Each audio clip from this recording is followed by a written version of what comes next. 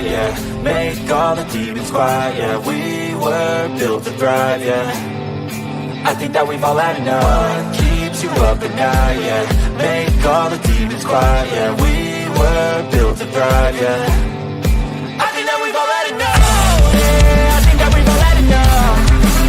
Sick of dealing with the old plan. They know that we're calling it wrong. You got me like, oh yeah, I think that we've all had enough. Sick of dealing with the old plan. They know that we're calling it wrong. Hey, it's too late to try to go contain it. A generation fueled by creation.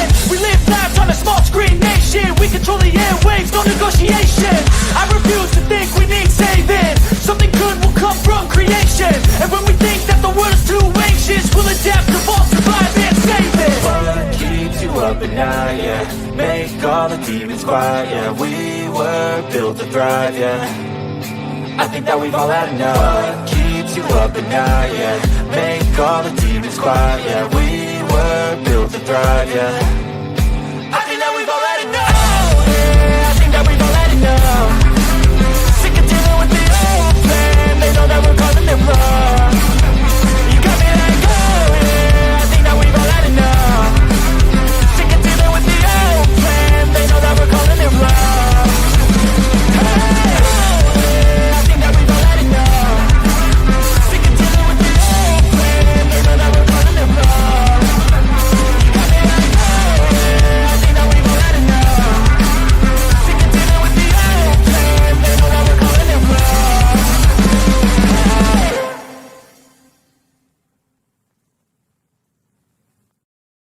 Oh, look at me. I'm retarded. I'm a globe.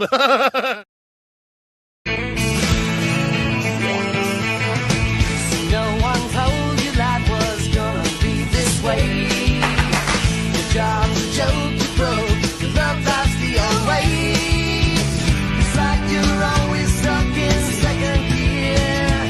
When it hasn't been your day, week, your month, even your year. But I'll be there for you when the rain starts to pour. I'll be there for you like I've been there before. I'll be there for you till there for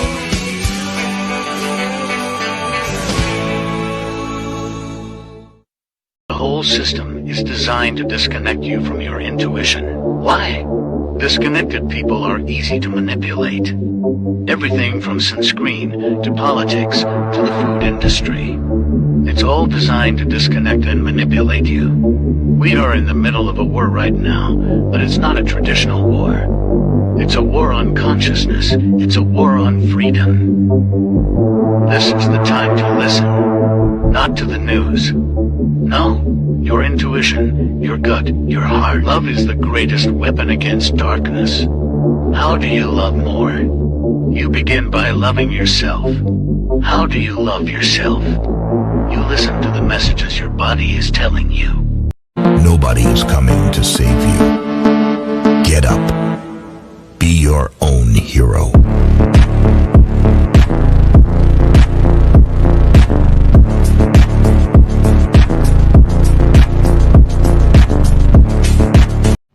Slaves used to work all day, every day, with no pay. But they got free food, water, and shelter. Today, we work all day, nearly every day, and we get paid. But the money we make, we spend on food, water, and shelter. We're still slaves. The only thing that has changed is the illusion of freedom. I'm scared, Dad. Do you trust me, son? Yes. Come on, son.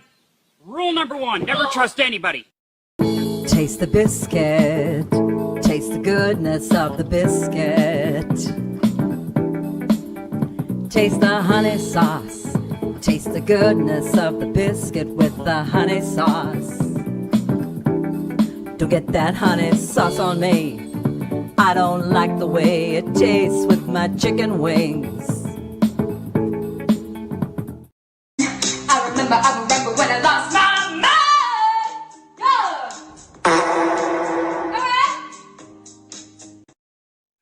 Good evening, ladies and gentlemen. Welcome to Sovereign Soul Unchained Mind, coming to you from Goyim land in the middle of God knows where. And I took that bullet. I took that fart for both you guys backstage to make sure that none of you had to endure that yourselves. Wow. So how do you like the title of the show, man? I want to welcome Jesus to the panel. Jesus. What's up, brother? I've walked on the water. I've walked on the water, but I'm drowning on dry land, baby. Can you help me? Oh boy, the Goyim. How do you like that name of that of the show tonight? He's absolved us all. That's perfect. I'm free. We didn't even have to pass the basket around. That comes later. You're fucking healed. Get out. Go. Have fun. Well, there'd be your church service. There you go. God bless you all. You're prayed over. Go now. Drop the money in the basket and hit it. Man, you got plenty of time to watch the game, barbecue, everything else like that, instead of sitting there listening to this guy. And Ekon begat fart nose and the begat, and it's like, oh, Jesus. Now go in peace to love and serve the Lord. Yes. Go out and get some goy slop, man. That's what we live on. That's it. And that's our word. They're not allowed to use goyim. They're a bunch of anti-goyimites. See there? We can play the same game. They start calling us an anti-Semite. You're anti-goyimite. Fuck you. What are you going to do about it? Everybody. They're anti every other person in the world. That's it. Well, yeah, because they're not people. Oh, what was this weird thing? I got to show you this. This is crazy. About the Queen. All right, hold on. I'm on the right thing here. Do I sound okay, by the way? I'm not too loud. All right. You're good. All right, cool. So this was different setup. I found this and I posted this on my Facebook. This is fucking crazy. All right, so it says here, did you know that Buckingham Palace released, and this is from royal.uk document from 2016, but they've removed it now. This is, did you know that Buckingham Palace released an internal doc on their official royal.uk website 2 days after the Queen passed, admitting she is not human? The article was quickly scrubbed off the internet, but not before people saw it and screenshotted everything. So it says the thing was Queen seen by her subject in a different form. It says the Queen has ruled for longer than any other monarch in British history, becoming a much loved and respected figure across the globe. Her extraordinary reign has seen her travel more widely than any other monarch, undertaking many historic overseas visits, known for her sense of duty and her devotion to a life of service. She was seen an important figurehead for the UK and the Commonwealth during the times of the enormous social change. Earlier this week, the Queen was seen by thousands of people in a form they are not acquainted with. We seek to reassure the public that the Queen is still the Queen and remains the respected, loved figure they have always known. While she may not be human, she is a devoted leader and monarch, and she believes her subjects will grow to accept her and her family for what they are. Quote, I pay tribute to the commitment, selflessness, devotion, and generosity of spirit shown by my millions of human subjects, and I fully expect them to digest this news in a mature and humble fashion. Nothing has changed. Together we shall march on. What the fuck? I'd like to talk to some of these people that's seen her in a different form, because I didn't hear about that, man. Well, I already knew she was some kind of crazy lizard bitch, but I mean, what the hell? I don't know, man. It's kind of weird, isn't it? I heard Chunky Tinsel was her stripper name. Chunky Tinsel. I like that. I like it. That it's Chunky Tinsel. It almost reminds you of, is she black?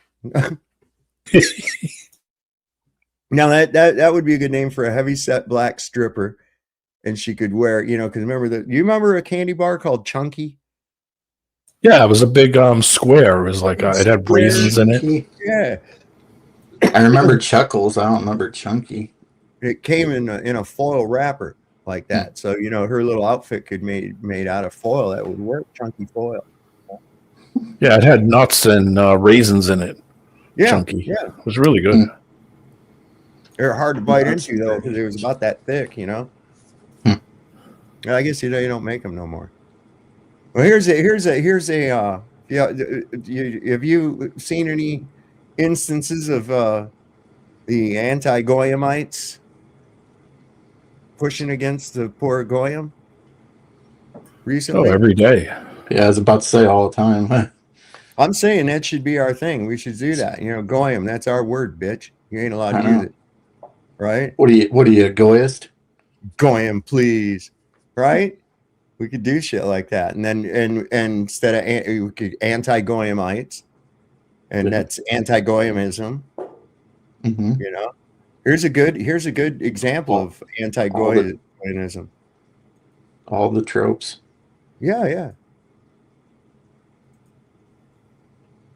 We've been accepted by every country in the world for, you know, hundreds of years. We're jealous because we haven't been kicked out of 109 countries. We're jealous of that. We're about to. Yeah. That's what you're here for, Phil? Yeah.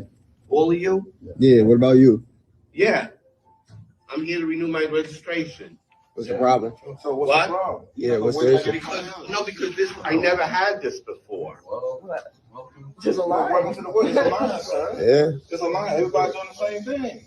So why you make it so difficult? Because I feel like you don't have to make it so difficult. I feel people are treating me like I'm a bug. Sir, Worse than a bug. Worse than a bug? Worse than a bug. Well, how would you oh my God. Everybody get the same treatment. Because the bug, you say, oh, there's a bug over there. How cute little bug there. Me, they're talking over me, making me sit over here. What if I want to sit over there? Why do I got to sit? I never heard of it. This is a perfect example of Jewish supremacy happening in real time in America. Just like angry white people who are racist, when they see that they have to wait in line with black people or Spanish people or anyone that doesn't look like them, they're angry about it. They're almost like, what's going on here? Why is this happening? Why am I waiting around over here with you people? That's exactly how this man was acting, except it was with the Goyams. He was like, why am I waiting over here? Normally I wait over there in the VIP office. Normally it's over there. And see how he says, oh, they're treating me like a bug? They're trying to do their jobs and telling him to wait in line, and he's dehumanizing himself to make people around him think that he is a bug. He's just annoying like a bug. He isn't really a bug, just annoying like it, almost like a gnat. So Jewish supremacy, even scarier than white supremacy. Why? They think they're chosen by God. Similar to Manifest Destiny, when you had European settlers come to Turtle Island and genocide and ethnically cleanse the indigenous population here in America, that is the exact same concept of Jewish supremacy, except, you know, they added a little dash of Zionism on it to, you know, make Jews who already knew that things like this were bad, make them think it's okay because they're doing it. And, you know, Jewish pride, oh yeah. They're a pretty good impersonation, really. I like that. It's like there's this. It's like they want to live up to the stereotype. Oh, they do every day. Yeah, they want to live up to the stereotype, and it's so it cracks me up so bad. It's like on Family Guy. That character's name, Mort Goldman. Right, the pharmacist. He's like, no, you might be blood my stool. You know, it's like, oh my God, it's they're like that. You know, and it's funny. It's funny because it's real. Annoying. That's what I was saying before. I find them very, very annoying. Like this sense of self-entitlement, like at Ocracoke Island, that family of them that we ran into. I just saw a thing in Ukraine where these fucking people. Chosenites, they just decided to go in and start taking a bath in the fucking community well. And the people coming out going, hey, get out of there. What are you doing? You're fucking up our water. That's our drinking water and shit. They're like, you know, with their little bullshit. See, that's like when people should just go over and grab them and rip them out of the well. Oh See, yeah, but that's antiseptic. See, that's a Holocaust. That's all right. You see some fucking Holocaust. No, you go over and push them under until the bubbles stop coming up. See, this is the problem. This is the problem with 109, right? Because we're looking for a 110. No. That's like having an exterminator come to your house, get rid of all the rats, but instead of eliminating them, you move them over to the neighbors. Okay, now the neighbor's got the fucking problem. See, and so then he calls somebody in, and instead of taking care of it, they just move them to somewhere else. You see, this is a problem. This is a problem. That's just not working. It's just not working. I mean, hell, they're about to get kicked out of their own fucking country. They're trying to get out as fast as they can. Now there's no way there for north-south travel at any kind of a pace because they hit the fucking main rail station that operates going north and south through Israel. So and that's their main line for if they need to take reservists to the north, which now it looks like they may. See, nobody planned anything worth a fuck. It was all born out of just hatred and desperation. This whole thing. And now everybody's got their dicks out swinging in the wind and Iran's smacking the shit out of it. That's exactly, I saw it. I was like, oh, this was really a boob thing to do because they've been talking about this dumb shit for years, right? And I've looked into it. I'm like, well, what would it take if they did go into Iran? What would actually, and I'm like, that would be a dumb fucking thing to do. Just stop pissing them off. That would probably be the best thing, you know? And if we had more people that actually looked at it with an honest standpoint in these positions, like in the Department of Defense and all that, none of this would be happening. But we don't. All we have these people that are fixated on this agenda and controlled by this little shithole small hat country, bunch of goddamn anti-Goyimites that are hell-bent on the destruction of the Goyim. Regardless, even at their own fucking peril. I have to say that, you know, even with this bringing this on and this getting Israel pummeled the shit out of, it kind of goes along with Theodore Herzl in his thing where he said it's important that we increase the suffering of the Jew. The anti-Semite will become our greatest ally. Is that what he's doing? I mean, this was necessary. Otherwise, this whole thing would continue to be going on, you know? If none of this happened, then this would just continue to get worse and worse with these people. So this is all necessary. I mean, to the validity that it's escalated to, maybe not, but it was definitely a necessary thing, in my opinion. Like I said in the last show, Sov, every day this keeps on going, every day this keeps happening, every day this news cycles keep going, and the videos keep getting shown, and all these examples and all these people talking about it. It's just exposing all of them.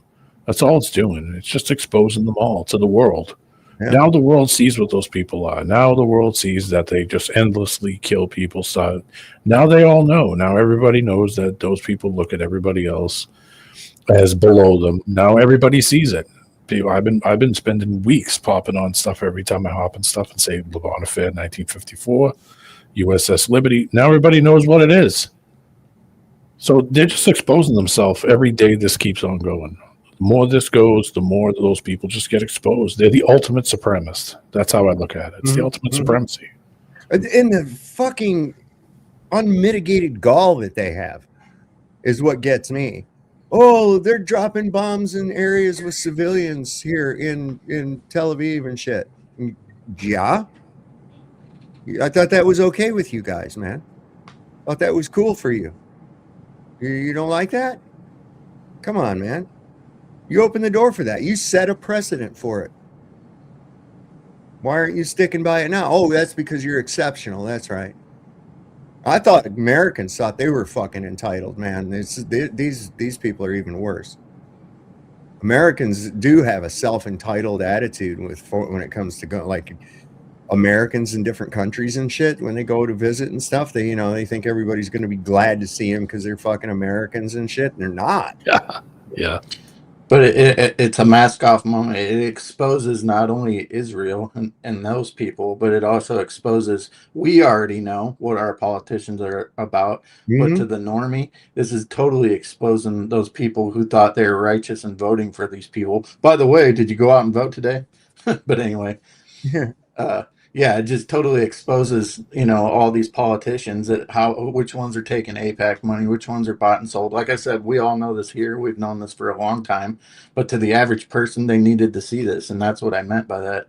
Like it was a necessary thing.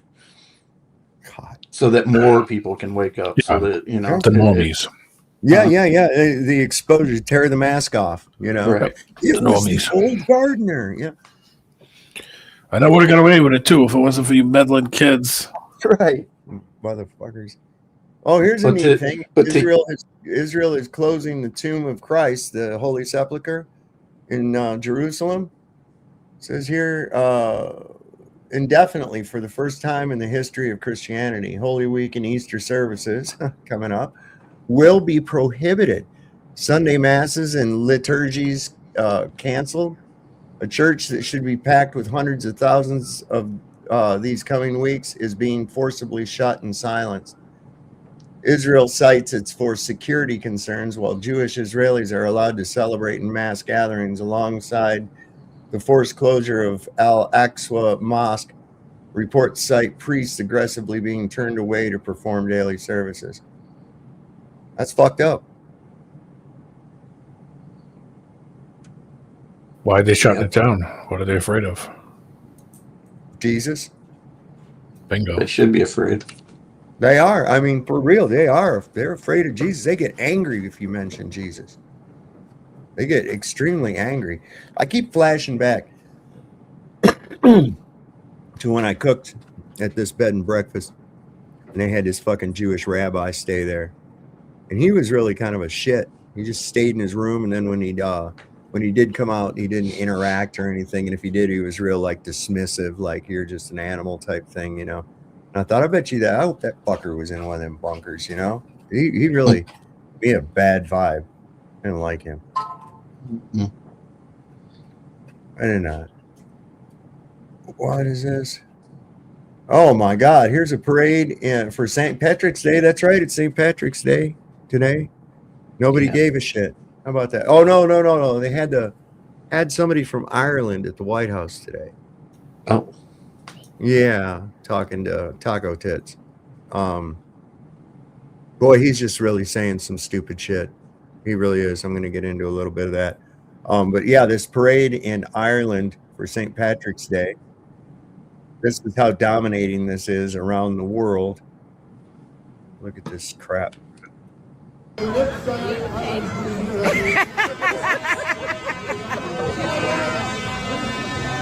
Epstein Files is afloat in the fucking parade.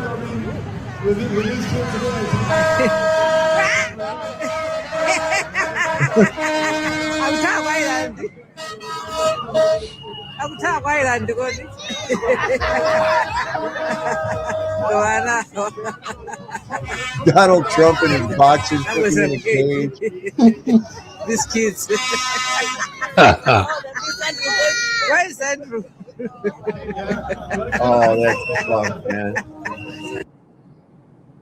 The fucking chick with a pink wig running down the street. People trying to grab her. Yeah, the dude with the mask trying to grab her. They're coming from that float, and then those guys with girls around and shit. Oh my God! Look at man. This is where we are. This is what we are in America. This is how we're viewed. Like I said, every day it's getting bigger and bigger. They ain't gonna stop it. They could stop 20 wars. It's not gonna stop. All they're doing is exposing the whole thing. That's it. Oh yeah, I just showed that guy. Snowballs rolling downhill. Oh yeah.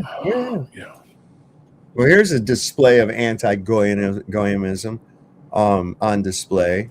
It was regarding these bomb shelters. Let's see what this mass manipulator is trying to sell today. You're watching on your screen here right now. This is of a Christian in Israel because bombs are getting dropped everywhere and they're supposed to be our greatest ally, right? Well, these are Christians trying to get into a bomb shelter right now. The female you're seeing, you're about to watch this woman get shoved on the ground as this man who's Jewish tells her that it's a private bomb shelter and her type of people are not welcome. This shelter is for Jews only. Now let me tell you what's really happening. See, these people... And by these people, she means goyim. She means cattle. She means anybody that's not non-Jew. Yeah, you guys are subhuman to her. So that's why she's saying these people. They don't understand that captions are just lies and not the truth. Everybody in this video is actually Jewish. Now, the guy that's stopping the other Jews from entering the bomb shelter is actually a leftist. You know, those bleeding hearts that say they love people and then do things that are incredibly anti-people?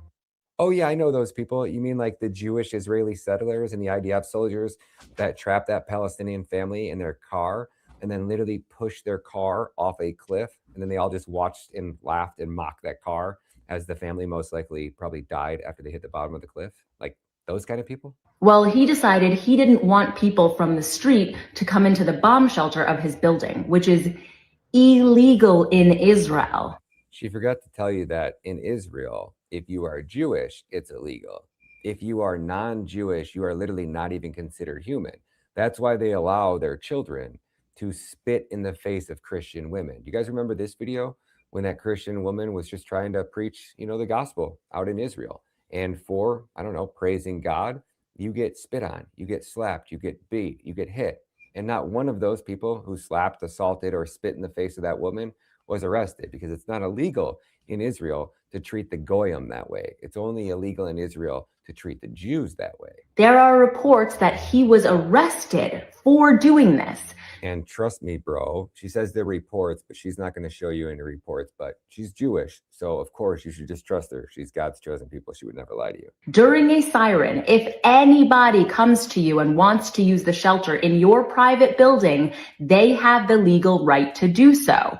Christian, Muslim, Jewish, it doesn't matter, but this girl was Jewish. You can either go to jail or you can be fined a lot of money for not letting somebody into a bomb shelter during a siren. And that is exactly what happened to this leftist moron in Israel. Hey, Ara, can you tell me if anybody in Israel was arrested in the last 2 weeks for denying anybody entry to a bomb shelter? Checking recent reports from Israel right now. Yeah, there was one solid report from last week, around March 13th or so, during the latest siren waves from Iran strikes. A guy in Tel Aviv got caught on video blocking people from entering a building shelter while alerts were blaring. Police showed up quick after someone called it in, questioned him. He claimed he was saving it for residents only, and they let him go under restrictions while they investigate. No full arrest yet, but it's treated as a crime. Blocking access during an emergency can mean jail time, up to a year or more under the rules. As for ignoring sirens yourself, like not bothering to head to shelter, no arrests popped up in the news from March 11 through 18. Oh, weird how that's happened. So they didn't get arrested, and the cop showed up and he said, oh, they're not Jewish. And the cop goes, there's no crime here. Make sure you don't follow manipulative pages on the internet that are trying to sell you lies. Follow my page because I search down the truth and share it with you. Sure. You heard her, folks. Don't follow that manipulator who lies to you right through her teeth and then tries to convince you that you should trust me, bro. I'm Jewish. I'm God's chosen people. I would never lie to you. Chosenites. Yeah. Told you, the ultimate racist. Yes. The ultimate supremacist. Doesn't Shut get up, any Goyim. better. The Jews are the chosen people. That is our, they are. They are. They're Chosen for what? Chosen for destruction? I don't know, man. If I've been trying to figure that out. You know, it's like, you know, for being so chosen, you sure do have a hard luck story. You know what I mean? Nobody could be that ugly and chosen. I know. Well, this is interesting right here. If you break this down, it says, of the 12 apostles of Jesus Christ, Judas Iscariot was the only apostle from the tribe of Judah, from the region of Judea, hence his name. The other 11 apostles were Galileans, originating from the northern region of Galilee, city of the Gentiles. And that's from Isaiah 9:1. Never trust the Judas. There you go. Good shit. Uh-oh. Isn't there a sea there too? The Sea of Galilee? Yes, of course. Absolutely. That's what Jesus walked upon. That's where he recruited the first disciple. Peter and the rest of them, Peter. they were fishing. They were fishing, weren't They they? were fishermen. Yeah, they were Yep. fishermen. Great to be here, guys. How you doing, Sav? Good to see you, Cash. Doing great. Good to Doing see great. you, man. Well, I'm just heard you got in a little trouble on your channel. They took down the full speech on my Stinky Cast channel. They said it was removed for hate speech. Oh. But they never said that it was misinformation, which is a whole other category. They just said it was hate speech. So they're saying that JFK in a famous speech was given hate speech? Is that what they're I think implying? they're saying that the parts that I added at the end were hate speech. But hang on, you but it's still roboted out again. Say it. I think they're trying to say that it was the parts I added after that were hate speech. Yeah, that's why we, I try to use Chosenite, that kind of thing. Small kind of goes around the algorithm. But ADL's getting really fucking crazy now. They're trying to say that the term noticing is anti-Semitic. There was some other fucking. It's going to be pretty soon. You're not allowed to say anything because it's anti-Semitic, And I'm like, no, you're anti-Goyimic. Okay. Yeah. You're anti-Goyimic. I'm turning this around on you. That's like if I was in one of them fucking kooky ass religions. This is my personality. Oh, the congregation is going to shun you. I'm like, fuck you. I'm shunning you. How about that? Yep. I'm going to shun you. How do they do that? They had that Amish mafia. Then what did they do? Have like a drive-by shunning? All right, here we are going by Jacob's house. Everyone turn away now. Whole buggy. Drive-by mackerowing. Yeah, it's just like being slapped with silence. Yeah. It's like I didn't want to hear your goddamn mouth anyway, so. I mean, how much different is it than the stuff that Alex Stein does? But we all know why he doesn't get in trouble. So right. Well, yeah, Stein, you say. Stein. Right. Exactly. Well, just to finish off that video, the full video of my speech to the council last week is still up on my backup channel, the Jeff Geoman channel. Oh, so somebody fucking playing. And yeah, somebody definitely reported or something. And I have the part of the speech where I kind of go off, where I say, they own the military-industrial complex, the news media, Hollywood, all this shit. And then I blame them for the world wars and 9/11 and the pandemic and Jeffrey Epstein. That whole section, it's a 2-minute clip. I uploaded it to Instagram, and it is currently, as we speak, going viral across Instagram. Kick ass. It's got. In the last 6 hours, it's all happened. Even less than that, it's over 10,000 views, 500 shares. It's in viral territory right now. So I'm very excited about that. And I just gave another speech to the Tinton Falls Council tonight, and I killed it. So I'm just running on adrenaline right now. I'm probably not going to be able to go to sleep tonight. Yeah, look, and here's the thing: they've been trying to. If Benjamin Netanyahu was still alive, okay, and he's not, they wouldn't be trying so desperately to convince you that he's alive. Yeah. Okay, so Mike Huckabee did some video of him came out where he was walking today with Benjamin Netanyahu and talking to him, and apparently Benjamin Netanyahu was showing him a hit list or some shit like that, right? You got run through the AI thing, and it's like, no, this is AI. And Mike Huckabee goes, I know it's not AI. I was there. I talked to him, and I'm like, and so I replied, I said, yeah, but everybody knows that you're a Chosenite sucking liar, and your son is a perverted torturer of animals. Yeah, he's a Shabbos goy. I says, how did your son that tortured dogs ever turn out? I'm just curious. That dude's a piece of shit too. He's one of those fucking evangelicals. I'll guarantee you he's probably a fucking child rapist too. Judeo-Christians. Yeah, Judeo. And listen, they find them all the time. That's where they find them, is in them fucking evangelist churches. Those fat ass pastors and shit are all the time trying to rape on the kids. It's disgusting. But yet Joel Osteen's got a hell of a fucking past going on. It's Osteen now, by the way. It's Yeah. Yelled. It's still a Steen. I don't care how you spell it. Yeah, that's true. Or not. Yeah. Or how about Bruce Springsteen? You're really going to tell me that guy's not Jewish? Right. I mean, and you know what I never could stand his fucking music. His you know, music sucks. Terrible. I ever left before it was over. It was a friend of mine got tickets and shit to go see the Born in the USA tour, and we went and saw him in Frankfurt. And shit, man, like after 2 songs, I was like, dude, I'm out of here. This guy blows. And I ended up going to a beer house, and that's where I ended up meeting my girlfriend at. His music sucks, and he can't sing.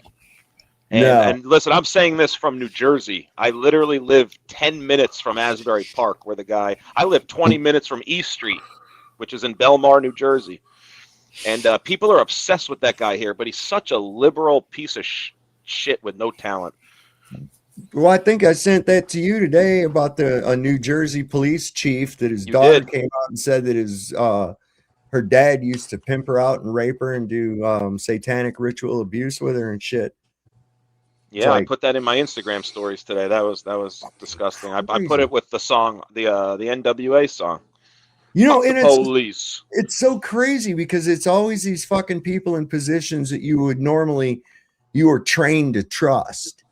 Police chiefs, judges, you know, politicians, presidents. well, not, presidents. Yeah. And it's like, no, I don't trust any of those people, you know. Nope, you got to understand, when I was looking and seeing these things on the news and politicians and shit, I didn't really know what policy or anything was. I was going by the instincts of a child. And I remember, man, some of them fucking people, they'd come on TV, especially Johnson, man. I'd go in the other room. I said, that motherfucker looked evil. I'd start thinking maybe he can see me. I don't want to know. I don't even want him around me. He was definitely Jewish. His grandmother was a full-fledged Zionist, and he was like grandma's boy. Hey, listen, this guy was a disgusting fucking pig too, man. Okay, so apparently Johnson was known for having a fucking huge Johnson. Yeah, and he was a big dude. He would whip it out to intimidate people. He was standing in the Rose Garden with the Israeli Prime Minister. I forget who it was. It might have been Ariel Sharon.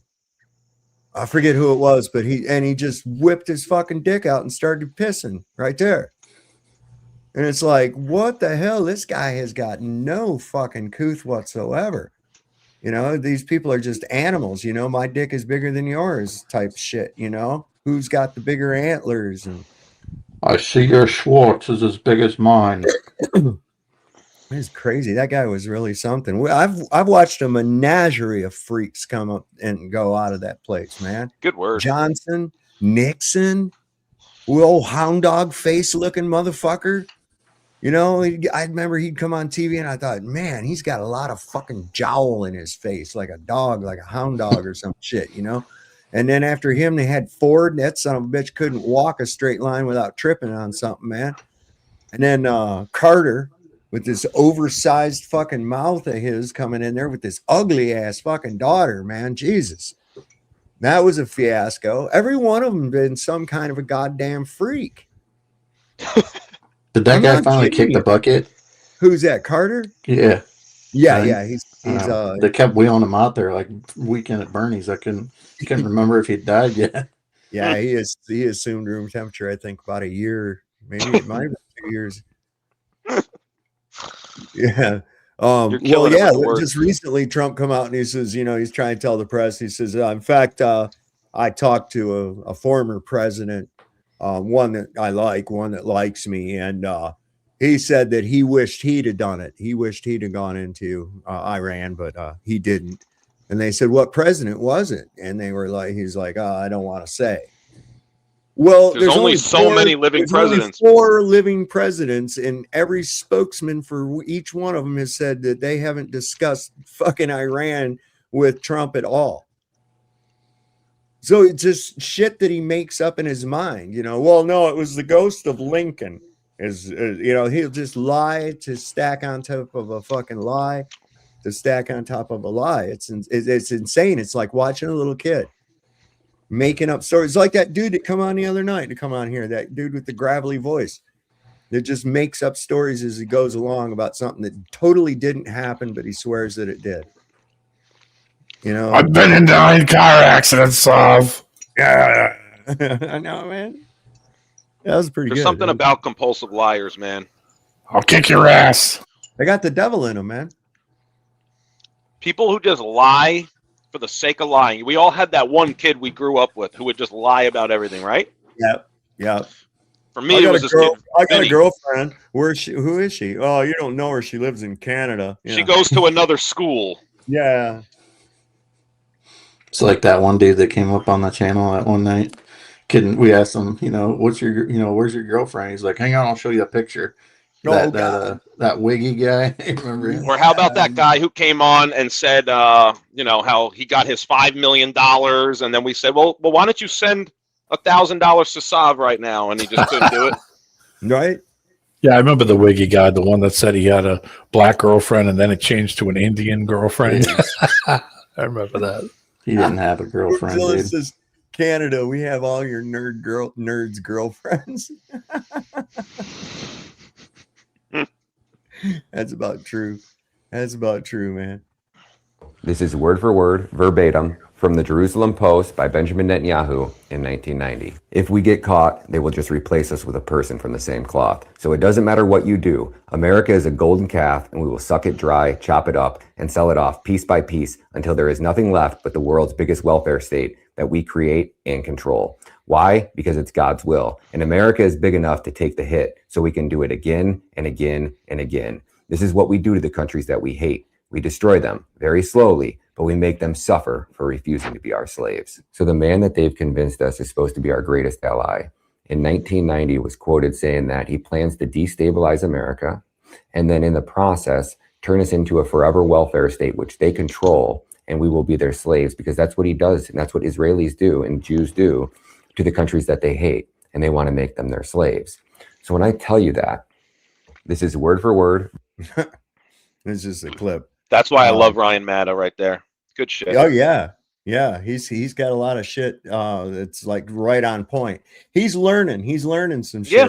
I would love to talk to him. I would love to give him a little bit more background on Mike Huckabee. He keeps calling him Huckabee. It's Huckabee.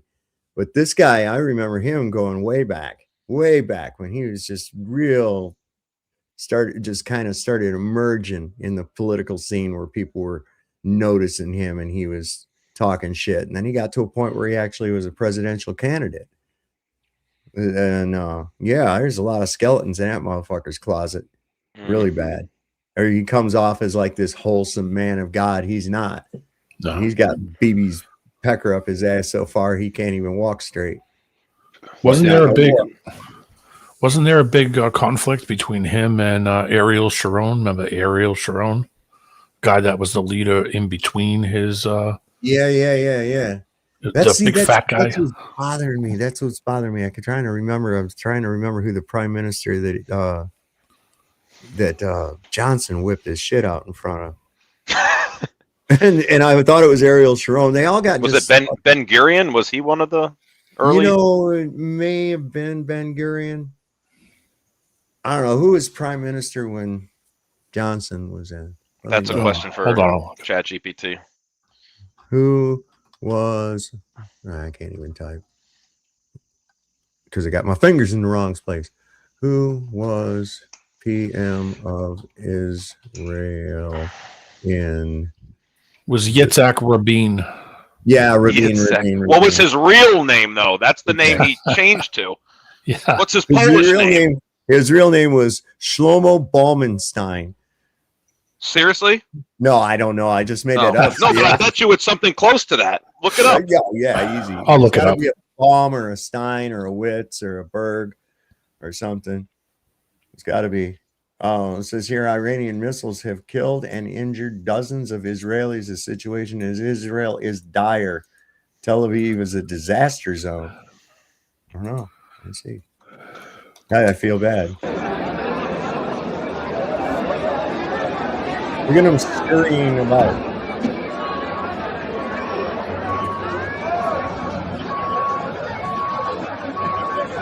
No, think about this. All them fucking gobs of people and shit everywhere, in front of it, around its side, the other ambulance blocking. How the hell are you going to get anybody injured out of there to any place? I mean, think about that. Oh, why isn't there anybody twerking on top of the ambulance?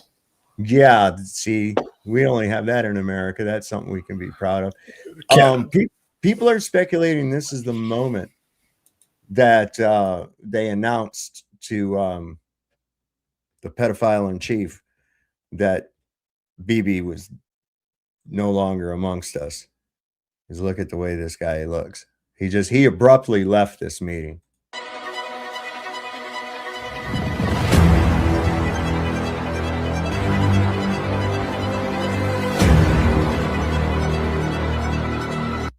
Yeah, he definitely had gotten some bad fucking news. Yep. Look at his face.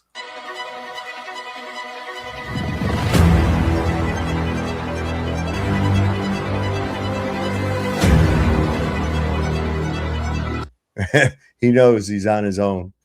He just heard that the McRib is going to be permanently canceled.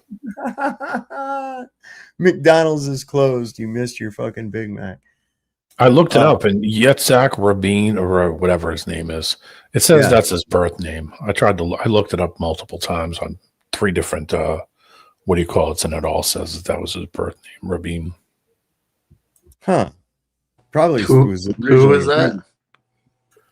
Yitzhak Rabin. He's the he was the leader of he was the whatever PM of Israel. Prime Minister of Israel, yeah. During when? Johnson. He's the guy who took a good look at Johnson's Johnson. Lyndon Johnson. Look at this nice, big, huge, uncut penis. This is what you're up against, Yitzhak. Do you think the Goy politicians have to get circumcised as like an initiation ritual? Oh, I don't know. I would imagine that it's no, because that's how you can tell them apart. They still know who's the Goy. I'm seeing a different guy for that. I'm seeing Levi Sholnick or something. All right, let me find out here. Who was PM of Israel in 67? Oh, okay. My bad. I typed in 75. Yeah, it's Levi Sholnick. I'm sorry. I hit the wrong key. I typed in 1975, not 1965. My bad. And yeah, he was the first one. Ben Gurion, that dude was a terrorist, and he was Ukrainian. Yeah.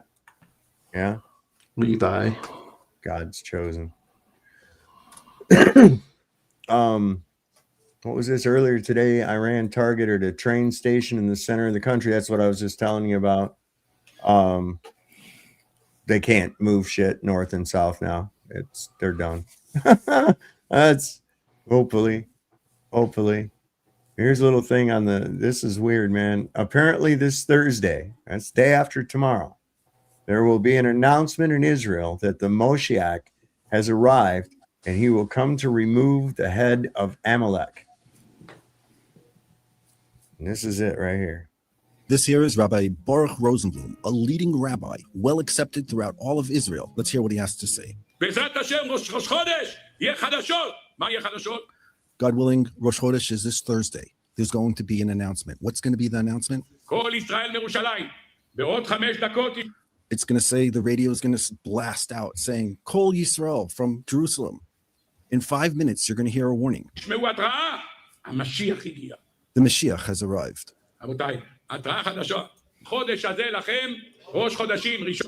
Why do I think it's going to be on this Thursday? Because it says that the first Chodesh, the first month, is Nisan for all the year. When will Mashiach come? Our rabbis teach us. It's going to come on the first day of Nisan, this Thursday. Mashiach will come, as it says in the verse. לקעקע שרידי עמלק ראש ראשון. Why does he come on the first day of this month? To remove the head of Amalek on this Thursday. What do we have to finish? What part of the war do we still need to finish until we get to Rosh Chodesh Nisan? To remove the head of Amalek. Who is this? Chamenai number 1, Chamenai number 2, Chamenai number 3, Tachukai number 4, Kukai number 5. Anything, any name that finishes with the E at the end. We have to finish them off. All the leaders of our enemies need to be finished off by this Thursday. He's joking. He says, I called Trump and I told him, you got to finish the job by this Thursday. He says, God willing, you'll bring a B-2 bomber. You have enough of them. And you'll finish the whole thing. We'll finish it 1, 2, 3.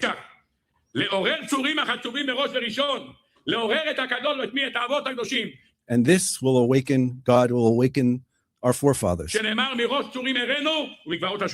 Like it says, from the tips of the mountains and from the valleys, I will praise you. That means that on the first day of Nisan, there'll be amazing things that will happen.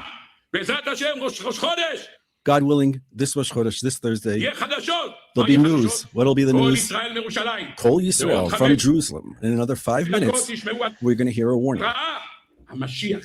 The Mashiach has arrived.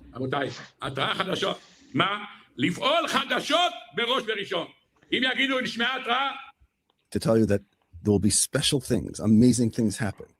If I were to tell you that there was a sound, a siren that was heard, to tell you to go into the safe room, that's not news. That's already old news. Everybody knows that. Thank you. To make a complete protection around ourselves, that we know how to do. We know how to do.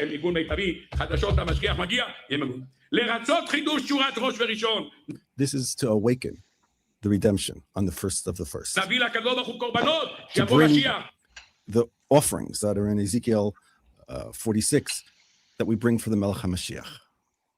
All right, so mark your calendars, guys. Thursday. Ooh. God. I'll eat lots of beans. Lentils. Yeah, lentils. You kind of look like Rob Reiner. It might have been. Maybe Rob Reiner, fit as flat earther, get on this. Did he say they were going to awaken their foreskins? Yeah, I think so. He's hoping. They might be hungry. He better be waiting along with the other people who sold all their belongings a few months ago and said that the world was coming. The end was coming, and they started divorcing all their husbands and selling all their. But the next day, nothing happened, and they were like, "Oh shit!" Gravity. Yeah. The gravity. That's August. Until August. We got time. We got time yet. Yeah, no, we don't. Well, yeah, that has to be the dumbest headline I've ever read. That the gravity was going to stop for like 6 seconds in August. 7 seconds. Yeah, 7, not 6. So we're all going to start floating. We're going to have to wear seatbelts. No, we're going to get slung off the earth is what's going to happen. Yeah, you realize what 7 seconds without gravity and their fucking theoretical nonsense would do? So you put a stake in the ground and you tether yourself to the earth. Yeah, that's what I'm going to do. I'm going to nail my shoes to the floor with a fucking put them back on. Make sure you got a drink of water in your hand and the camera ready too. So yeah, I'm going to have a camera running and shit for as long as it'll go. Make sure on that day that you have lots of glasses of water all over the room. Look, maybe I'll make a video and we'll present it on here and I'll show you the amazing gravity disappearing. Well, listen, they can sell that fucking shit because look at these people thought this guy was brilliant. They thought this guy was brilliant. Has admitted that he has learning disabilities. Honestly, I'm all for people with learning disabilities, but not for my president. I think a president should not have learning disabilities, okay? And I know it's highly controversial to say such. I do believe I'll be having the honor of taking Cuba. That'd be a good honor. That's a big honor. Taking Cuba in some form, yeah.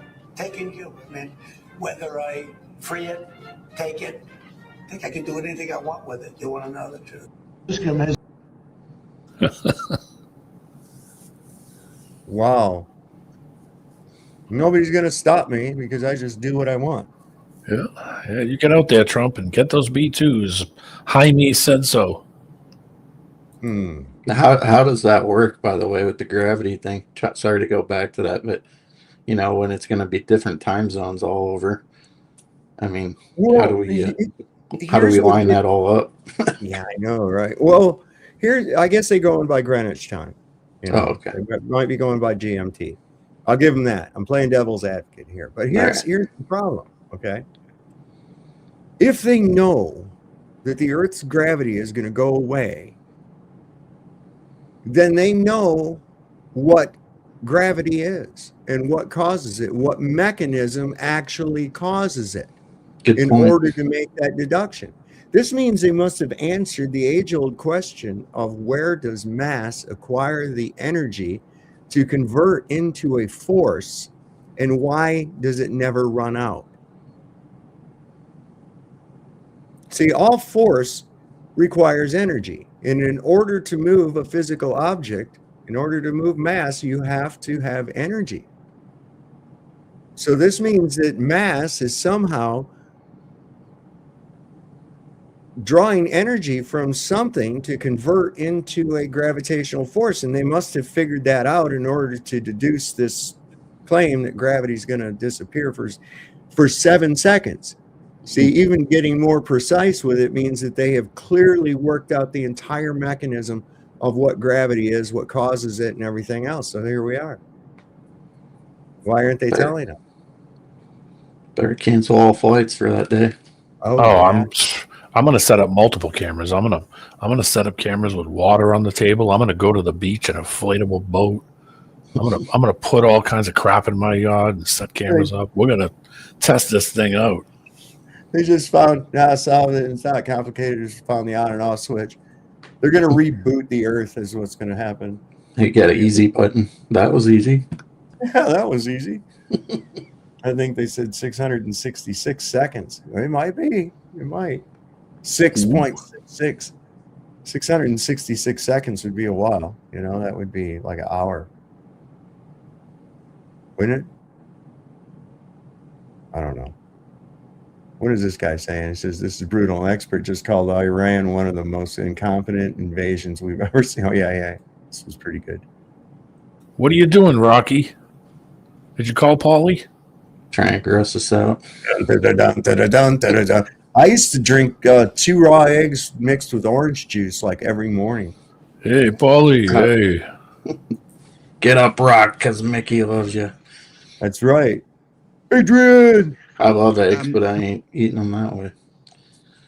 You're like snot. Richard's a much better foreign relations guy than I am, and he's used to moving the chess pieces around the board and all of that. And in a normal administration, the first thing I'd do is I'd call Richard Haas and ask him what he thought. What he left out of any of his comments was any mention of one word: competence. And the moment you have doubts about the competence of an administration to move the right chess piece, to move at the right time, then all of this goes apart. And so what I want to do is put his optimism about Cuba next to the reality of the trade war we just saw play out, a trade war in which it took the administration literally 11 months to realize that tariffs on bananas were not going to bring banana factories back to America, or the Iran invasion in which they forgot to get Americans out of the Middle East. They forgot to buy oil ahead of time. And as far as I can tell, it's one of the most incompetent invasions we've ever seen. It was. That's why, it was just like what he said. You heard it when he got caught, recorded, saying, fuck Marjorie Taylor Greene. I'm not releasing that list. Do anything. Start a war. I don't give a fuck. If I go down, you're all going down. There should be no question as to what this is about at all. None. So when you got Pete Kegsbreath coming out and telling you that this is this thing, and then you got Marco Rubio, little fucking taxi cab with the doors open, coming out there with his brand new big giant shoes that daddy bought him. That would look fucking ridiculous. Was he buy his underwear too? Jesus Christ, man. But he's coming out and talking about toughing it out against Cuba and all this other shit. What the fuck for? Sav, highlight this comment from ADR. Where's ADR? In the chat. Yeah, read that. Itzhak Rabin's daddy, Nehemiah Rubitsov, later known as Nehemiah Rabin, was born in 1886 in the shtetl of Solovici, also spelled, Sayadovitz, near Ivankiv in southern Ukraine. Yeah, Khazaria, baby. Khazaria, baby. Yeah, listen. Name stealers to the east, name stealers to the west.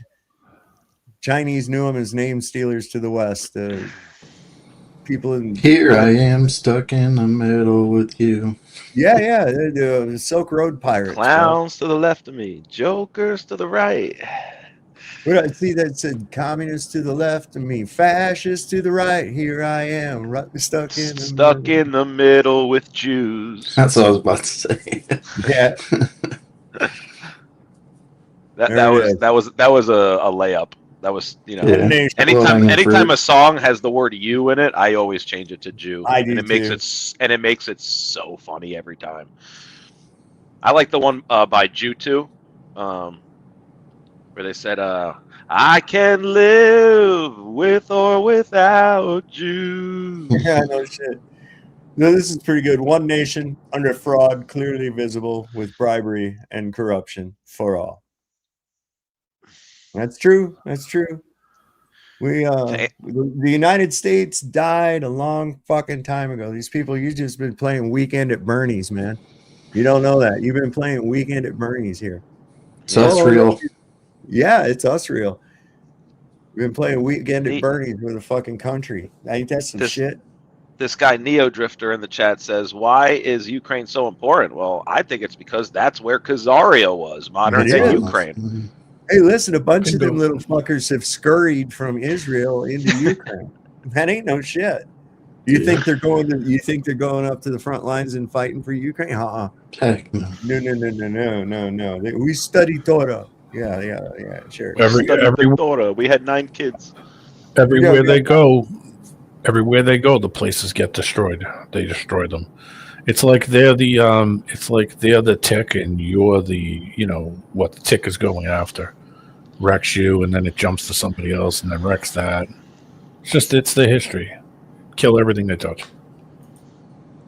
Yeah. Oh man. So they've had 5+ years to funnel money into Ukraine to get yachts or bunkers or whatever else they need to. So who knows?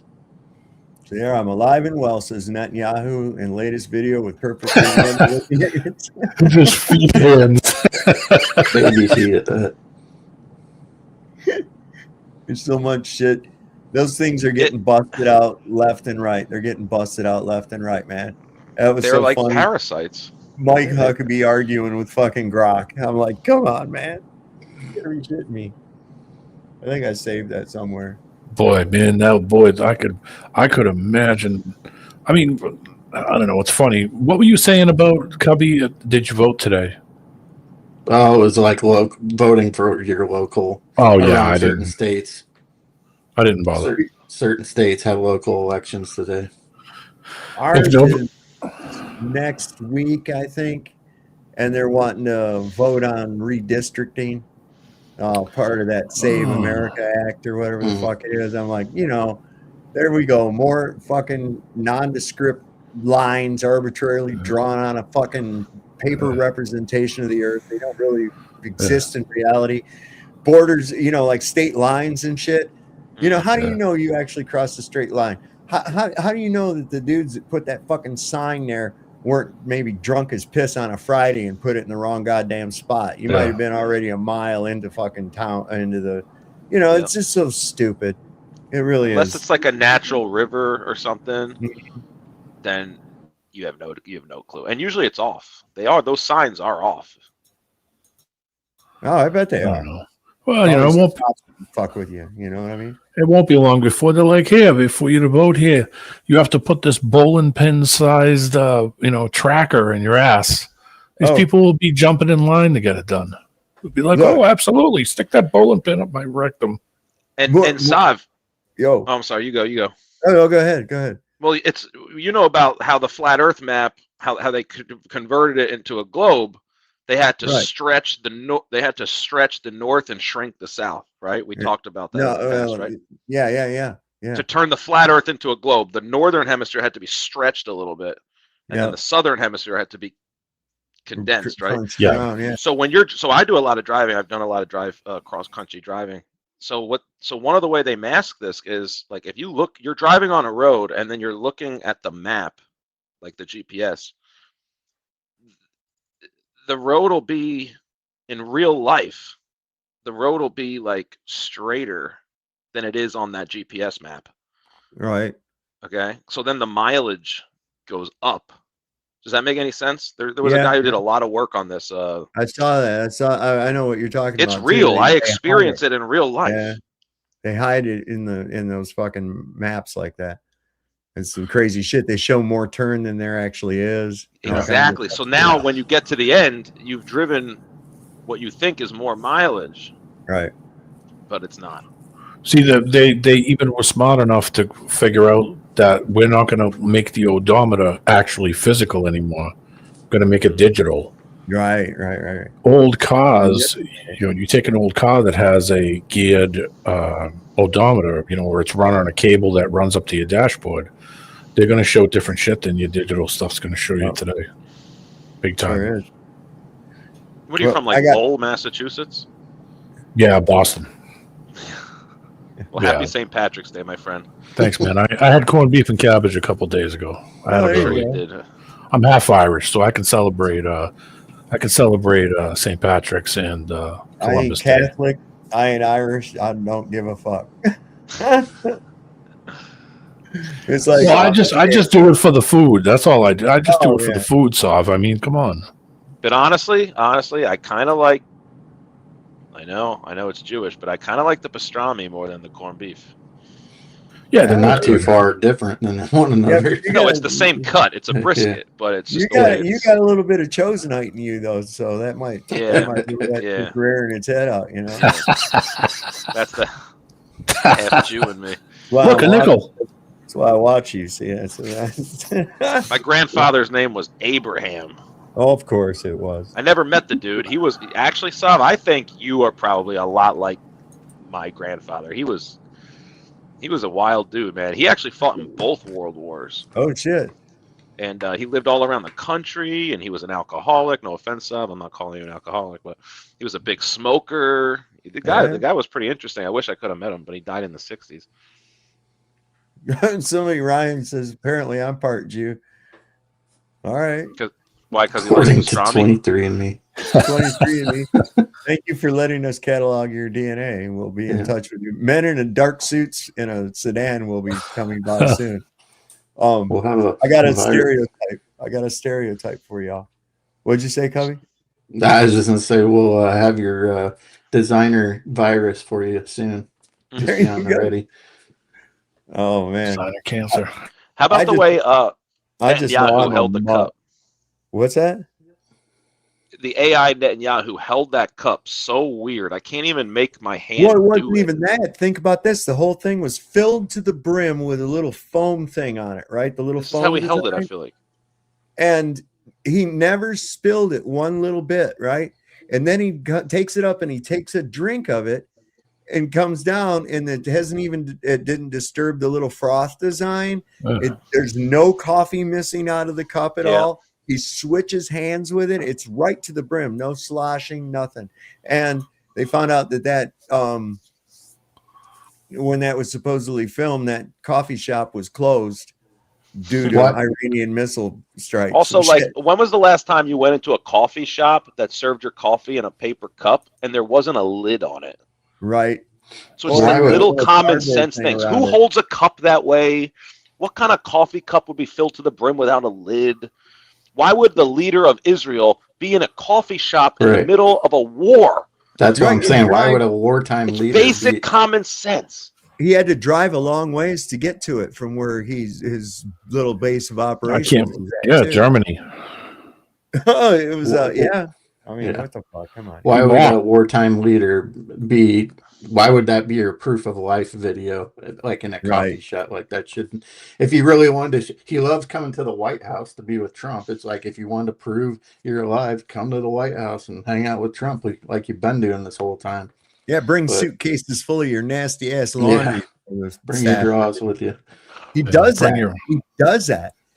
Him and his pig wife pack suitcases full of their dirty fucking laundry because the White House offers a courtesy service of a laundry service. And so they bring all their fucking dirty clothes and shit from home to make the White House staff have to clean their old shitty drawers and shit. Stuff bacon strip. against that fucking pig's muff. Oh, God. Dude, she has such a pig face. She does. They morph into a beast after. Look, that's why they have to get that plastic surgery. Look at Laura Loomer, man. That bitch looked like Jigsaw from the Saw movies, man. Yeah, with the freaking cheek fillers and stuff. Yeah. These women are out of their fucking minds the way what they do to their face. I know. I don't. Does that QR code have to always be on the screen when you're doing this live? Oh, it's just up there. No, I don't have to have it up there. Oh, okay. I didn't know. I didn't know if it was something that they always had on. No. That's actually if you hit the QR code, that takes you to my PayPal. Gotcha. Now it all makes sense. I moved me to where there's somebody that doesn't have a. Scan the QR code if you want your underwear washed at the White House. There you go. That's what you need to do. Oh, what was I was gonna have a poll today. I thought of, and I forgot what it was now. Maybe I'll pick it up here. That's but the old man you want to see some weed. stereotypical shit? You want this right here? Stereotypical, man, 100%. It's cars broke down on the roadway, and they pulled a tow truck up to it. Good. How are you? All right. Who's the driver? You're the driver? All right. So the best I can do is I can tow it off the highway, and then you call AAA or whatever from there. Okay? I'm sorry, what were you saying? You want them to hang in the car while you put it up, or you want them out? Hell no, they gotta come out. How much are you charging? Why are they in a Jag? Look at you see that? Look at. He says, "How much are you charging?" You're looking at $350. I'm not gonna give you $350. Forget about it. Then it comes back to our impound yard, and then you can let it sit there. That's the only other way. You're a thief. You can say what you want. Sure. See, what state is this? Is it New Jersey? How ironic. How I don't know. Because if you don't want to pay, the car comes back to our yard. See if we can see on this patch. I think it's I thought maybe Delaware, but I could be wrong. Saddle River. Wait, let's see. Saddlebrook? Saddle River Police. That might be New Jersey. Yeah, Saddle River. You'd have to Google it though. I was looking at his license plate. But he is making sense, right? He doesn't want to see you get hit either. That's not his responsibility. They've never fixed a car in their life. You don't want to get out of the car. It might be New York, actually. Now I see it. The only thing a Jew has ever fixed is a baseball game. Quick check. I'll take payment there. I can't drop the car until I get payment. So we'll go to quick check, and then we can handle the payment. Yeah, there. Jersey.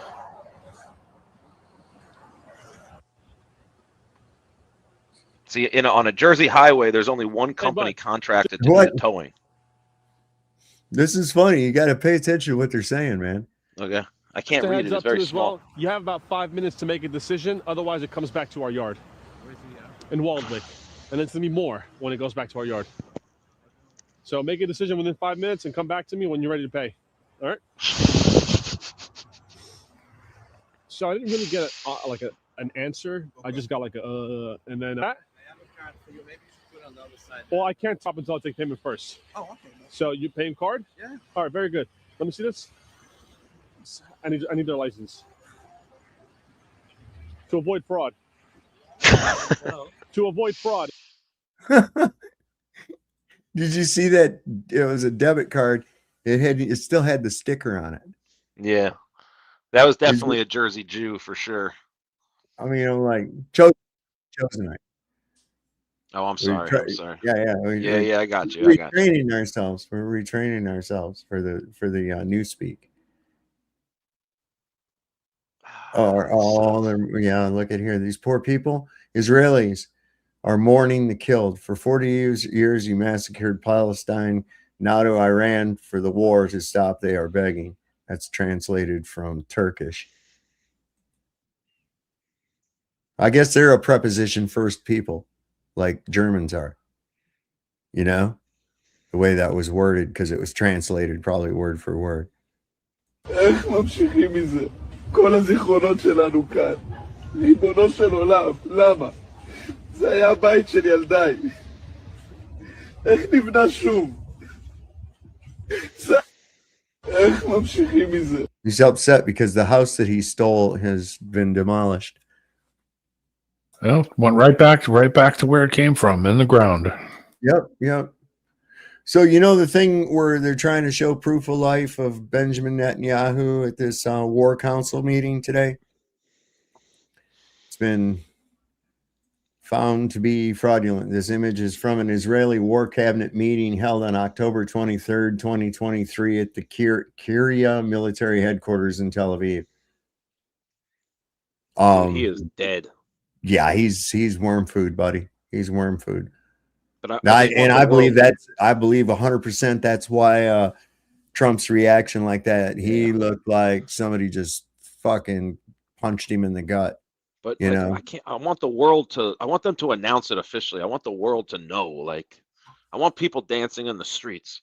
Hell, they're throwing people in jail for 5 years if they even film any of the destruction or the missiles and shit in Israel right now. Their obsession with the optics is so weird. It really is. Well, that's what their whole thing is. It's always optics. It's theater. It's theater. It's why they run Hollywood. It's why they run the fucking Broadway. Let's get real. They're all theater. They're production all the time. Overacting, playing the victim, you know? They're always in a show. So here, this is crazy. They interviewed this woman at a gas station in Pennsylvania. I thought this was honest. Let's take a listen to one more woman who we spoke with. If you could say something to President Trump and he was going to hear you right now, what would it be? You are a worthless pile of And you voted for him how many times? Three times. That was my bad. Apparently, I'm an idiot. Yeah, we all were. The German 3. I'm going to start doing the German 3. There you go. That's it right there. 3 times. 3 times. Bro really delivered in this. Oh, yeah, I like this. This is pretty cool. He was pissing off some women, and this was great. I like this. He's kind of a Billy Bob. Listen. Would you rather date a liberal or an illegal immigrant? Illegal. Why? Man, liberals are mentally ill, plus they're usually whores. With the illegal immigrant, maybe you'll find like a Muslim who has a low body count, but if they're an American, it's like Lenny Kravitz said, American woman, stay the fuck away from me. Are you really kidding me? Not at all. You are a piece of shit. Who asked for your opinion? Who asked for your opinion? You're on a public Are you drunk, street. ma'am? Are you drunk, ma'am? Are you delusional? Stop doing drunk. You drunk. And this is exactly why the 19th Amendment should be repealed, right here. This woman knows nothing about politics. She has no sense about history, but she wants to run her mouth. This is exactly what's going on. Dude, that is... Why are you here? No one asked you to be here. So go over there, talk to whoever you want. You're not wanted here. Bye-bye. Go. I'm not leaving. No, I mean, see, this is the problem with this country, man. These women come over here, they start talking, and nobody even wants them there. Women come over here. Why are you here? No one wants to talk to you. No one wants to listen to your You're here, though. I'm not coming to you. You're coming to me. By the way, why are you... It's a Cleveland show. Why don't you cover up? You need some fucking Islam in your life. You need some Islam in your life. Go find Jesus Christ. Miami, dude. People walk around in bikinis. Thank you for not wearing that. I do appreciate that. I am covered up. Well, you know, when you grade on a curve of Miami, that's basically comparing yourself to whores and tramps and stuff like that. You know what? This is pure comedy. Again, another reason why the 19th Amendment should have been repealed. And again, the 19th Amendment did more damage than COVID-19. Why are you... Hey, don't touch people's cameras and stuff. Oh, wow. Yeah, actually, let's ask him. Let's ask him. He's a non-white person. Let's ask him, man. You think this woman's drunk? No, I think she should cover up, though. I think she's got her tits out. You're a little too old to be doing that. You asked for it. Sorry, it's true. Looks great. I'm okay with that. Women always give their opinion when they're not even wanted. Example right here. Dude, you're such. Dude, that guy was cooking, man. That was great. That was total beast mode, man. He's right though. Like he was based as fuck. That like women, like the founding fathers were wise enough to know that women should not be voting. Oh, I know. And what good has come since women got the right to vote? You know, it used to be also that only property owners could vote. Hell yeah. What was it like? Blacks got like, what was it like 3/5? Well, they counted as 3/5 of the population. They didn't get a vote, but because they were part of the population, but not considered men, they, you know, so like the plantation owner's vote would carry that much weight.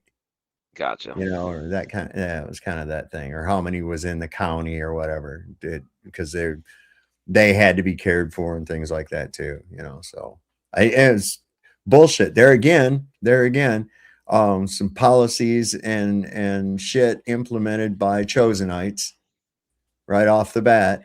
You know, we got to have that. We got to have the slavery thing. We can make a lot of money on this. Let's make as much money as we can on the backs of people. That seems to be their whole modus operandi. I mean, that's what they do, making their money off of slavery.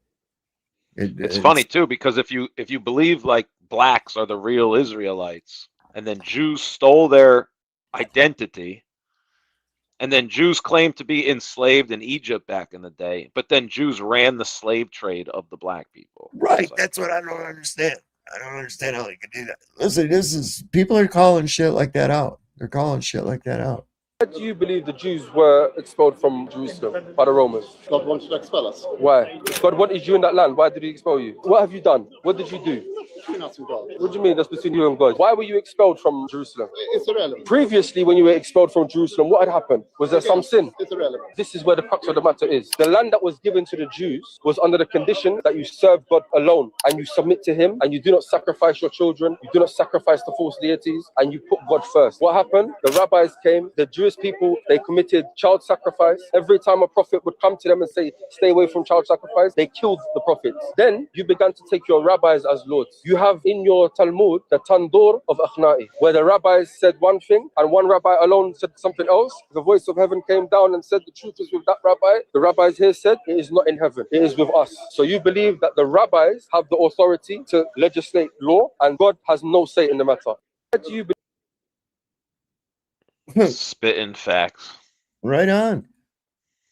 Told you every day it's just gonna get more exposed and more exposed and more exposed until everybody knows what's going down. Yep.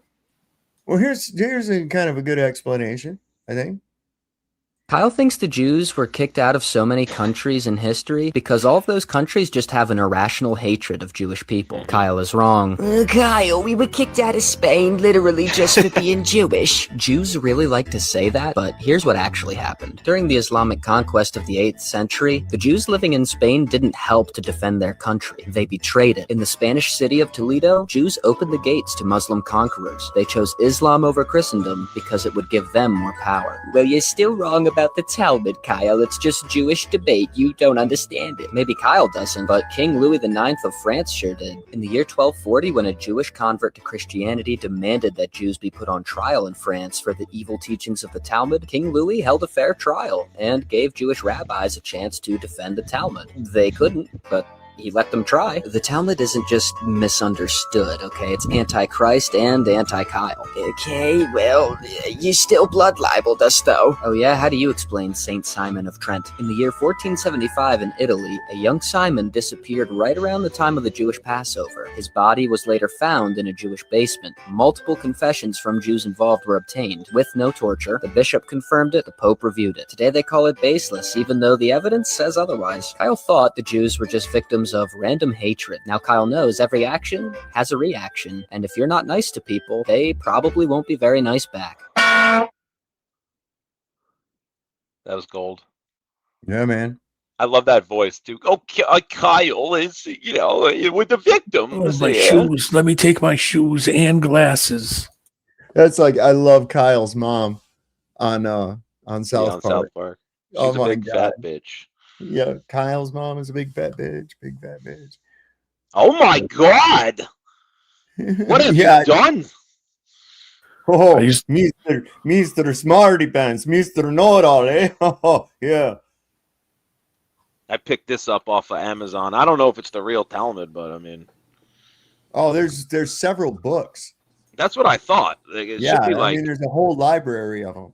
Yeah, so I don't really know what the hell this is, but I was trying to preserve it, or It might be just explaining various parts of it or something, because I know that there's much more to it than that. It says complete English edition, so I really don't know what I have here. I haven't opened it or nothing, but I just buy books to keep them because I know one day they're going to be burning everything. You're a bibliophile. Yeah. Well, yep. I'm trying to create a truther library, because sure. And I own the book Fahrenheit 451, where they burn the books, and we have a interesting quote by the Austrian painter. Yeah. He said, I don't see much future for the Americans. It's a decayed country, and they have their racial problems and the problems of social inequities. My feelings against Americanism are the feelings of hatred and deep repugnance. Everything about the behavior of American society reveals that it's half Judaized and the other half negrified. How can one expect a state like that to hold together? What a prophet, man. They kill all the prophets, right? I mean, right? That's Malcolm X. We killed all our leaders. Here's an interesting assessment. Have all these years the vampires been a metaphor for the Chosenites? Mm-hmm. 100. And this is kind of interesting. This is kind of interesting to look at. Look. Rich stranger, hates Christ and crucifixes, lives in filth, dark, rich, Eastern European, drinks blood, corrupts women, right? You got some features up here and a little Star of David over here on his chest. And you got to you have to invite the Jew into your country, right? I mean, it's like. Right, and then he takes over. You got to be careful. Chosenite. And there's a great clip of the genius Bobby Fischer comparing the Jew to the devil. Chosenite. Chosenite. You could pull that up. Bobby Fischer, Chosenite, and the devil. And I mean. Oh yeah, yeah. If you've probably seen that a bunch of times, but if you look at all the old artwork of the devil, I mean, he looks like a Chosenite. Well, here's from a newspaper in Israel today. And it's a serious case. A 2-week-old infant contracted HSV-1 during ritual circumcision via oral suction by a rabbi. The virus spread to the brain, requiring critical care and hospitalization. Now, is that current? Yeah, today. Because I've read that type of story. Yeah. Multiple times. My wife worked at the health department years ago, and they got a memo through the Lord Fairfax district that talking about that they actually passed along STDs like herpes and shit to the baby. And I don't know what that virus name is actually, but the fact that they're doing this weird shit is bad enough. And of course, all the Chosenite doctors have they circumcise all the babies in America, even the Gentile babies. That's fucking nuts. What's with this little thing? Amo Israel be'ahava, Shema Israel, Adonai Eloheinu.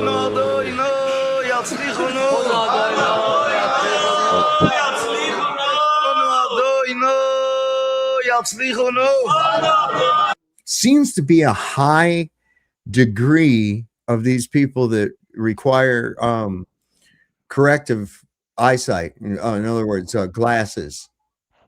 There's a large, per capita. There's more of them, I think, wear glasses than in the Goyim realm. You know what I'm saying? I mean, you look around. I've been noticing that. Then in all these little crowds of them wearing them little furry hats and whatnot, they all damn near have glasses. Yeah. Well, their health is terrible. Their genetics are terrible. You know, they don't have longevity. They get cancer at high rates. They're not healthy people. How could they be chosen when they're so unhealthy and they're blind? They're literally blind, right? Wow.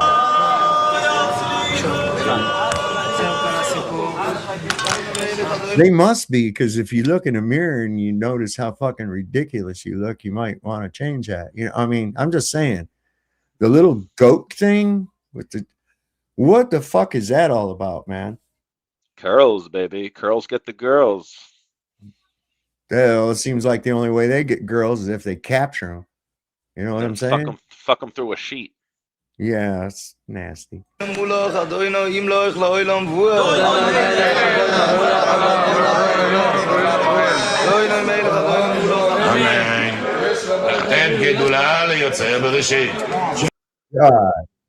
what a bizarre. That literally sounded like South Park. Rabble, rabble, rabble, rabble. I want one of those. I want one of those hats. It looks like he's wearing a freaking golf cart tire on his head. Dude, I want to snatch a hat off their head because those are worth like $5,000-$6,000. They're like a racing slick, you know? Yeah. I just want to run up behind one of them, snatch the hat off their head, and what are they going to do? Scurry after me? Oh, I think this is where I saw Mike Huckabee arguing with fucking Grok. So I want to give this big shout out to Ethan Levins. He's the one who we gave the promotion for over on X. And in 24 hours, we gained him over 75,000 followers. In 24 hours, 75,000 followers. Thanks to you guys for going out of your way to share that video. So Ethan's back up and live, and he's going to talk about these Iranian drones that are actually making it into Israeli airspace. 8 hours away. These drones are managing to fly unintercepted. But that's not what I want to talk about yet. I want to talk about Netanyahu's fake AI video. So Mike Huckabee, Netanyahu, magically are side by side. Now, Ethan broke the story yesterday that showed that in his fake AI video yesterday when he went to the coffee shop, it was 52 minutes away. So Netanyahu, during a wartime, is just somehow magically making it halfway across the country of Israel to go grab a cup of coffee and take some photos during wartime. But yet he's missed every Israeli Security Council war briefing so far, all of them. Yet in his 12-day war, he was at every single one. He was live every day. Now, let me show you what the leader, Ali of Iran, one of the Iranian commanders that they told us was dead, is alive. And you want to know how he's doing it? He's going live in a press briefing room, surrounded by everybody, surrounded by a bunch of people. Like that type of video with 20 different moving people and all those hands that magically pop up in fingers with AI, it would all be done. It would be so easy to detect if that Iranian video is fake. That's what a real video looks like. That's what a live person looks like. This bullshit, whoever that version of Netanyahu is, like that don't even look like the dude, right? Like that does not look like Netanyahu. When you see the side-by-sides of his previous videos, the nose doesn't match, the pockets, the waist, the size of his stomach, like that's not Netanyahu. And look at the shoes that he got on. What is he wearing? Some Nikes with his suit? Netanyahu's got some Nikes on, baby. He's stomping in my Air Force Ones over here. The Supreme Leader's got some Supremes on, right? What in the hell is going on, folks? I don't know what you guys think. I'm going to let this video from Ethan play. Check this out. The first time this war, an Iranian drone actually made it to the Israeli airspace. And it may surprise you, but these drones take 8 hours to reach Iran to Israel, but the purpose isn't to hit Israel. The purpose of these drones, such as this one that also made it today, is to fly in the skies for 8 hours. It's only worth $20,000, and they want $1 million interceptor missile to take it out. 5 of these drones cost $100,000, and they shoot them out the back of the truck, and it costs $5 million to shoot them down. This video right here is why it doesn't surprise me that the American air defense systems in Iraq are not even trying to shoot them down anymore. That American embassy got destroyed. The U.S. is using the C-RAM air defense instead of missile interceptors because we have ran out over the skies of Iraq. And that's also why the Iron Dome is looking like this. It's having to work overtime. Another major problem for Israel is that the resistance in southern Lebanon has ballistic missiles. This ballistic missile was launched out of Lebanon. Rockets, missiles, and drones from 2 different directions are on Lebanon, and now the Americans... Hate that when they cut off like that. Got a 3-minute limit, I think. They're probably limiting his time on here. But yeah, where was it? Oh, this is great. Have you read any of the Trump true tweets? Oh my God. He's fucking pissed off. Like pissed off. Mm-hmm. You want me to read a little bit of it? Just a quick one.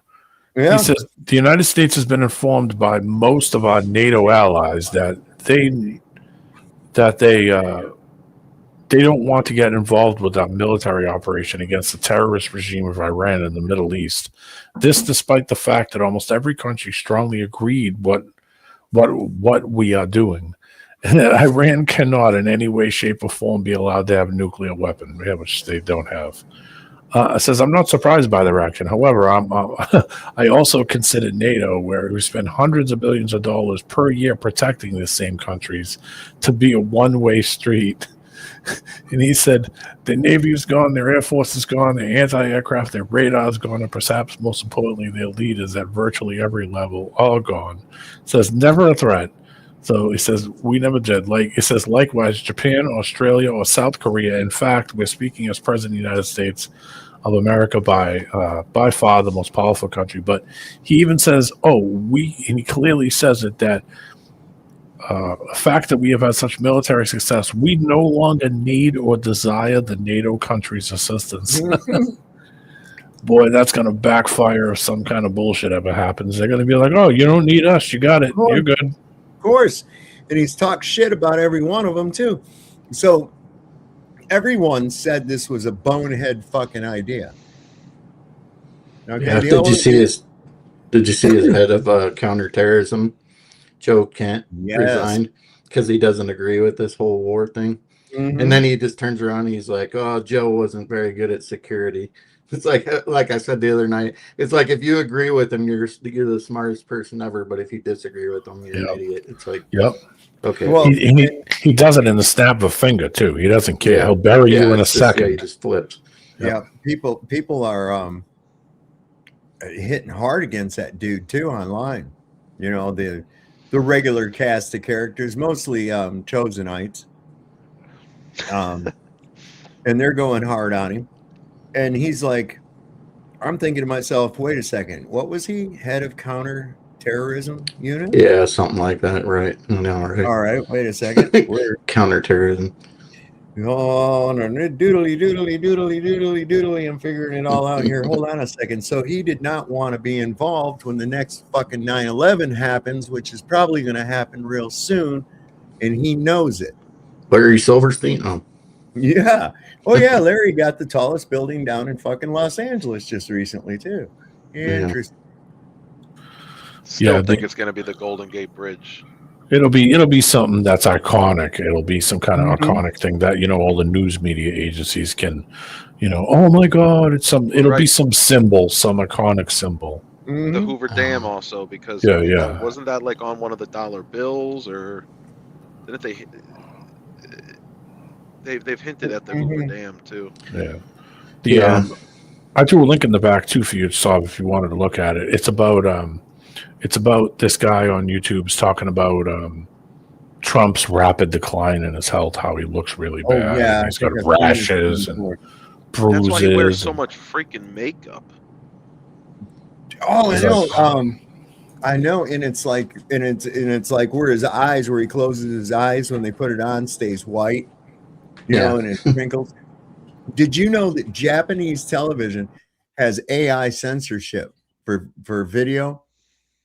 And it blurs out his neck all the time because it looks like a vajayjay. Yeah, because he's got that friggin' insane rash all over his neck. No, it's because his AI thinks that his neck is a cooter, man. He's built by McDonald's. Oh my God, Grimace. The golden Grimace. The Hamburglar. He's just been sucking down that Goy slop and that Diet Coke. Who was the one we were talking about? Mayor McCheese. It's Mayor McCheese. Mayor McGee's big old fucking head. Something's got to happen soon because they got to move the needle. We've been talking about this war thing for too long.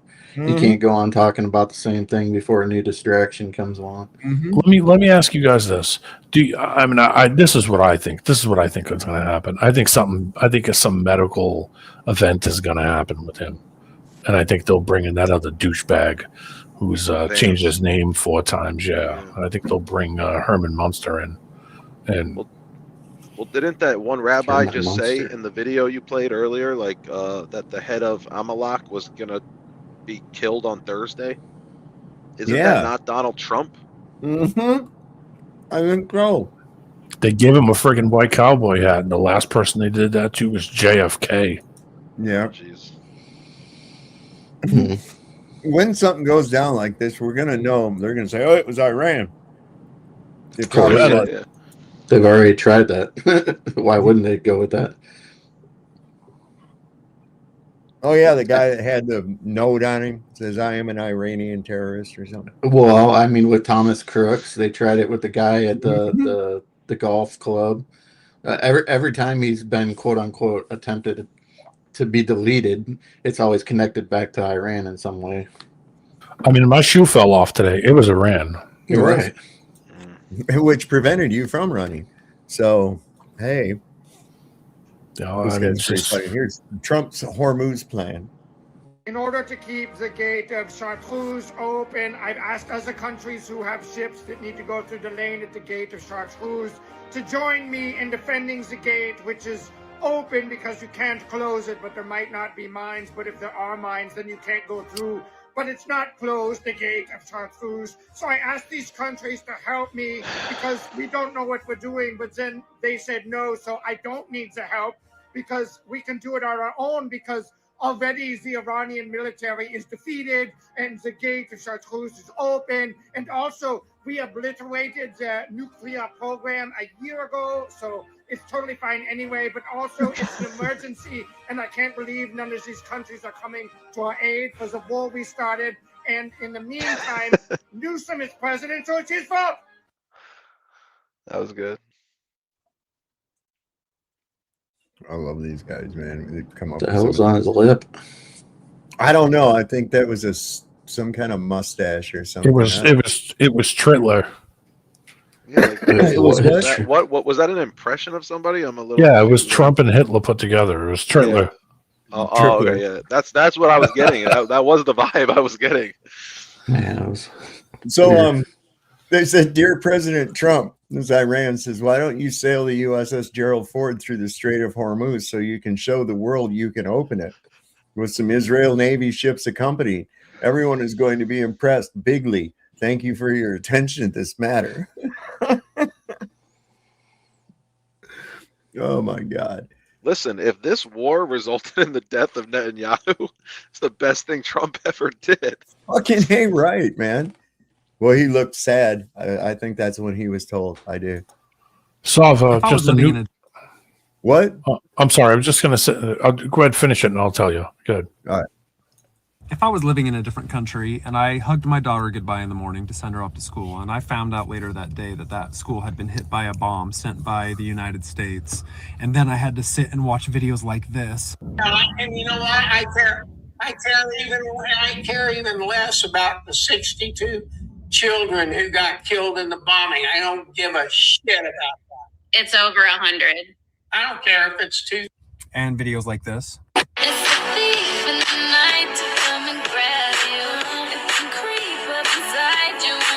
I would be saying to America too, and I would be very extreme about it for the rest of my life.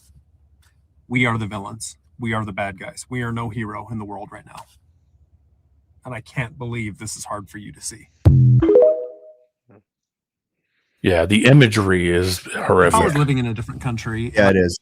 It's just horrible. It's optics. embarrassing as hell. And you know, the thing is that other people in other countries think that everybody is that way. They think everybody thinks that. They think everybody thinks this way, like everybody's for this and everybody's cheering and we're all, yeah, hoorah. No, bullshit. Nobody's doing that fucking shit. But that's the image that they have to give. Hate our government. The thing I was going to tell you was about local Greek media reports that the USS Gerald R. Ford will leave the Red Sea and report to port in Crete next week. Comes just a few days after the carrier suffered you ready for this? Quote, fire in its laundry space. Yeah. That's old. Holy shit. Most mighty fucking ship in the world they've taken is it's all fucked up because of the laundry. It had a dryer lint fire.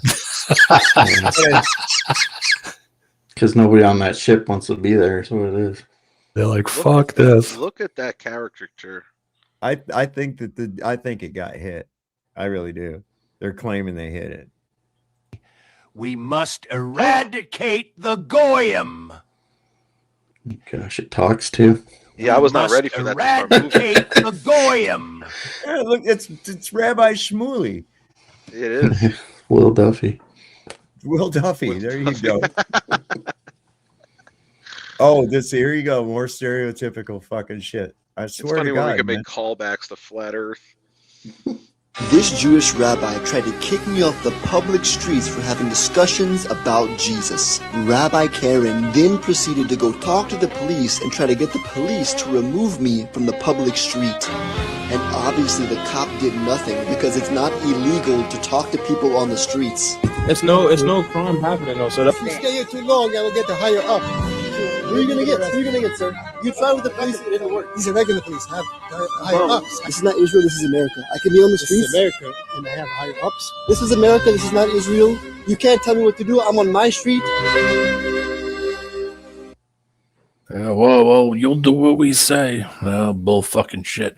You know what I would do? I would turn around and say, hey, guys, come on over. And I'd say, hey, meet the higher-ups. You don't like what we say? Tough shit. Pack your bags and fucking hit the road, Sacky. God, they're so repulsive. It's the Jews brothers. Give me that hat. I want that hat. Give me the fucking hat, Shmuley. Oh, speaking of Shmuley. Go sell There a you go. dildo, Shmuley. There's a special place in hell for this motherfucker. Listen Oh, to he's this the dick. worst. Oh my God, listen to this. You have done everything in your power to prove to me that you do not exist. To make me into an atheist. Or that even if you don't exist, that you're cruel, that you're wicked, that you're unloving, that you're vengeful. But I want you to know that I will die the way I was born, a believing Jew. That there is no power in the universe, including you, God, creator of heaven and earth, he who fills the infinite expanse of space. I, as a Jew, am stronger than you. Well, He that is guy, stronger than God. He believes in the Torah since he was born, but he also believes in the infinite expanse of space. Yeah, and they worship Saturn. And they That worship guy, Saturn glues- with their black cube on Saturn's Day. that guy glues pubes to his face. Prove me wrong. Oh, so I would guess Shmuley's a Globie. There you go, Globies. You're in great company. There you go. Sit in there. You can sit Go on buy a Craig- dildo and support your friend. Yeah. You can sit Get a on butt plug. Craig McNeil's stump after he gets his fucking leg took off or whatever. You're in great company. A bunch of people worshiping a fucking place you can't go, that you've never been, that doesn't exist. The light in the sky. Great. Just exactly what you guys. They haven't figured out that they have problems. Well, keep worshiping Saturn, buddy. What the fuck did he say? He said that it's even unfair on their part. We already won. They have no right to keep doing what they're doing. Well, if we won, then how are they have the ability? This guy's a fucking retard, man. Listen to him. So it's a little unfair. You know, you win a war, but they have no right to be doing what they're doing. So it's He So, thinks you win by declaring that you won. I don't know how that works. What? So Dick W said they can share boogers. Oh God. Oh. I don't tell him what kind of he doesn't have boogers. He's got matzo balls come out of his nose. Nasty. He can fucker. smell danger. Oh man, it says here breaking. Israeli settlers stormed Joseph's tomb and performed Talmudic rituals under protection from Israeli forces in Nablus, West Bank. They are trying so hard to usher in the Messiah. Holy crap. Here they are, just scurrying about all the time.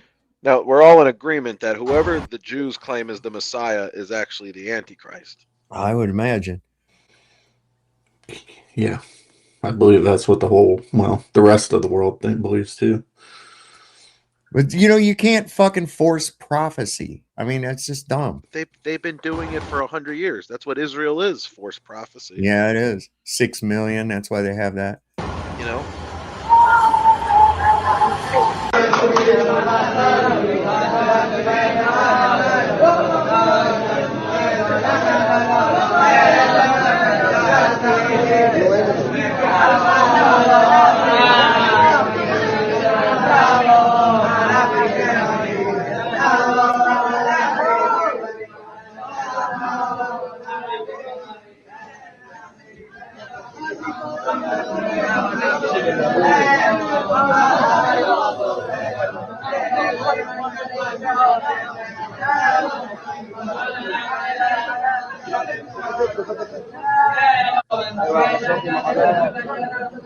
They're horrible fucking people.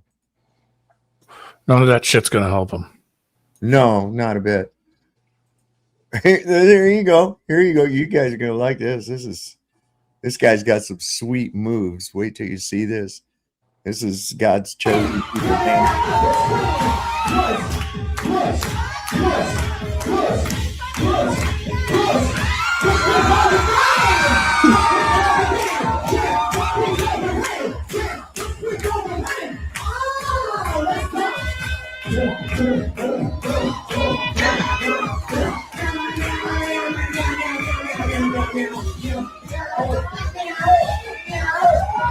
We lost him for the demon. That's where. Hey. Hi. Shalom. Fluidity was. Isn't that where fluidity came from? The whole idea of sexual, of fluidity, like that there's 7 genders in the Talmud. There you go. Yep. Can you read this quote from Henry? Some say a prophetic chosenite may arise who will see that the promises bestowed upon the ancient people are not to be fulfilled by Rothschild methods, and that the promise that all the nations were to be blessed through Israel is not to be fulfilled by making the nations the economic vassals of Israel. Henry Ford. Good old Henry. Here you see the ADL. Mm-hmm. Segue right to that. This is on their hate. There's a link even to this thing.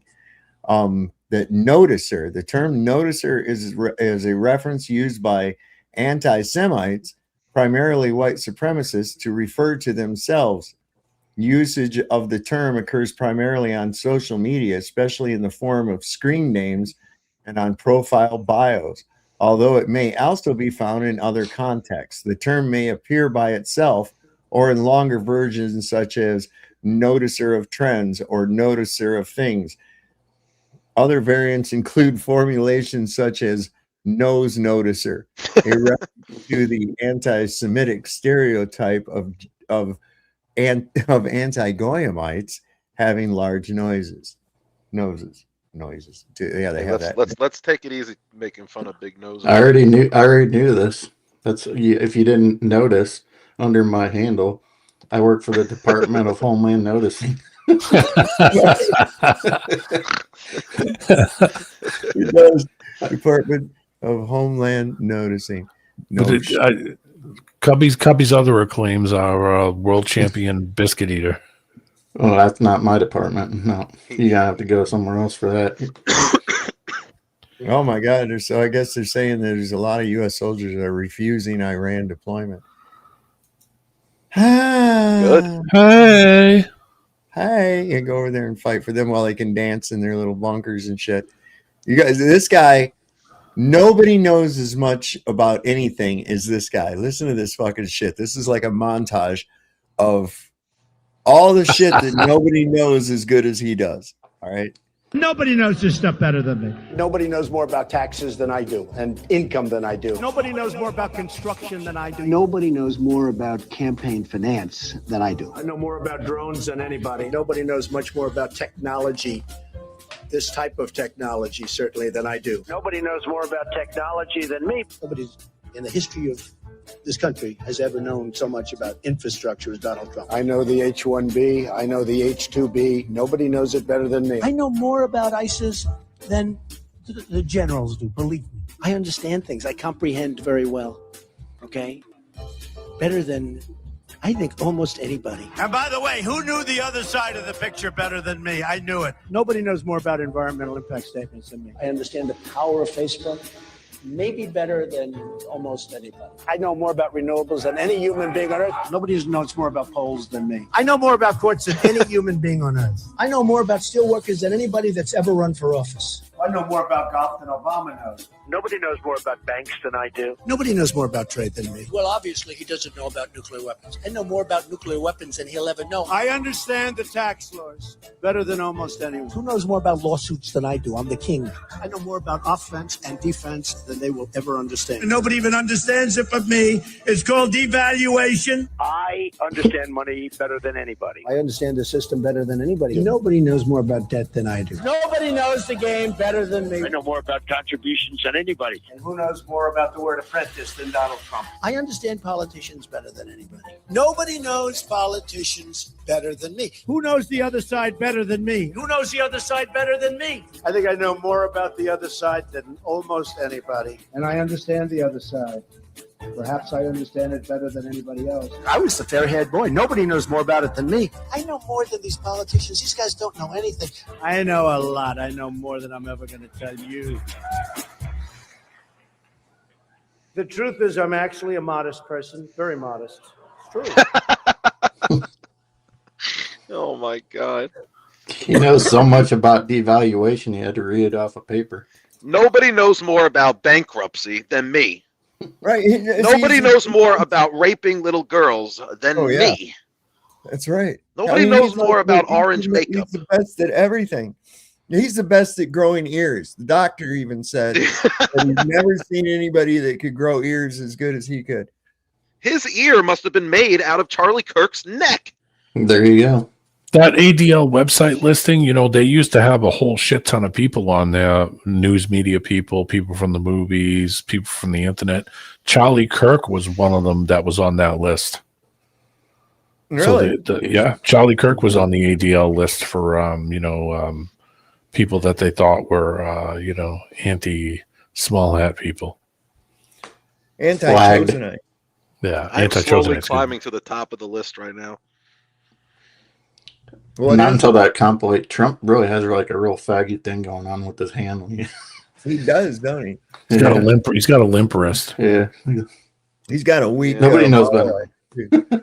I heard he's got a weak sphincter too. So Nobody knows more about being attracted to their own daughter than me. That's right. God, he's a sick fucking guy. Come here and change daddy's diaper. Oh, gross. Ugh, Jesus. So they're saying that these ICE officers' checks are bouncing. Mm-hmm.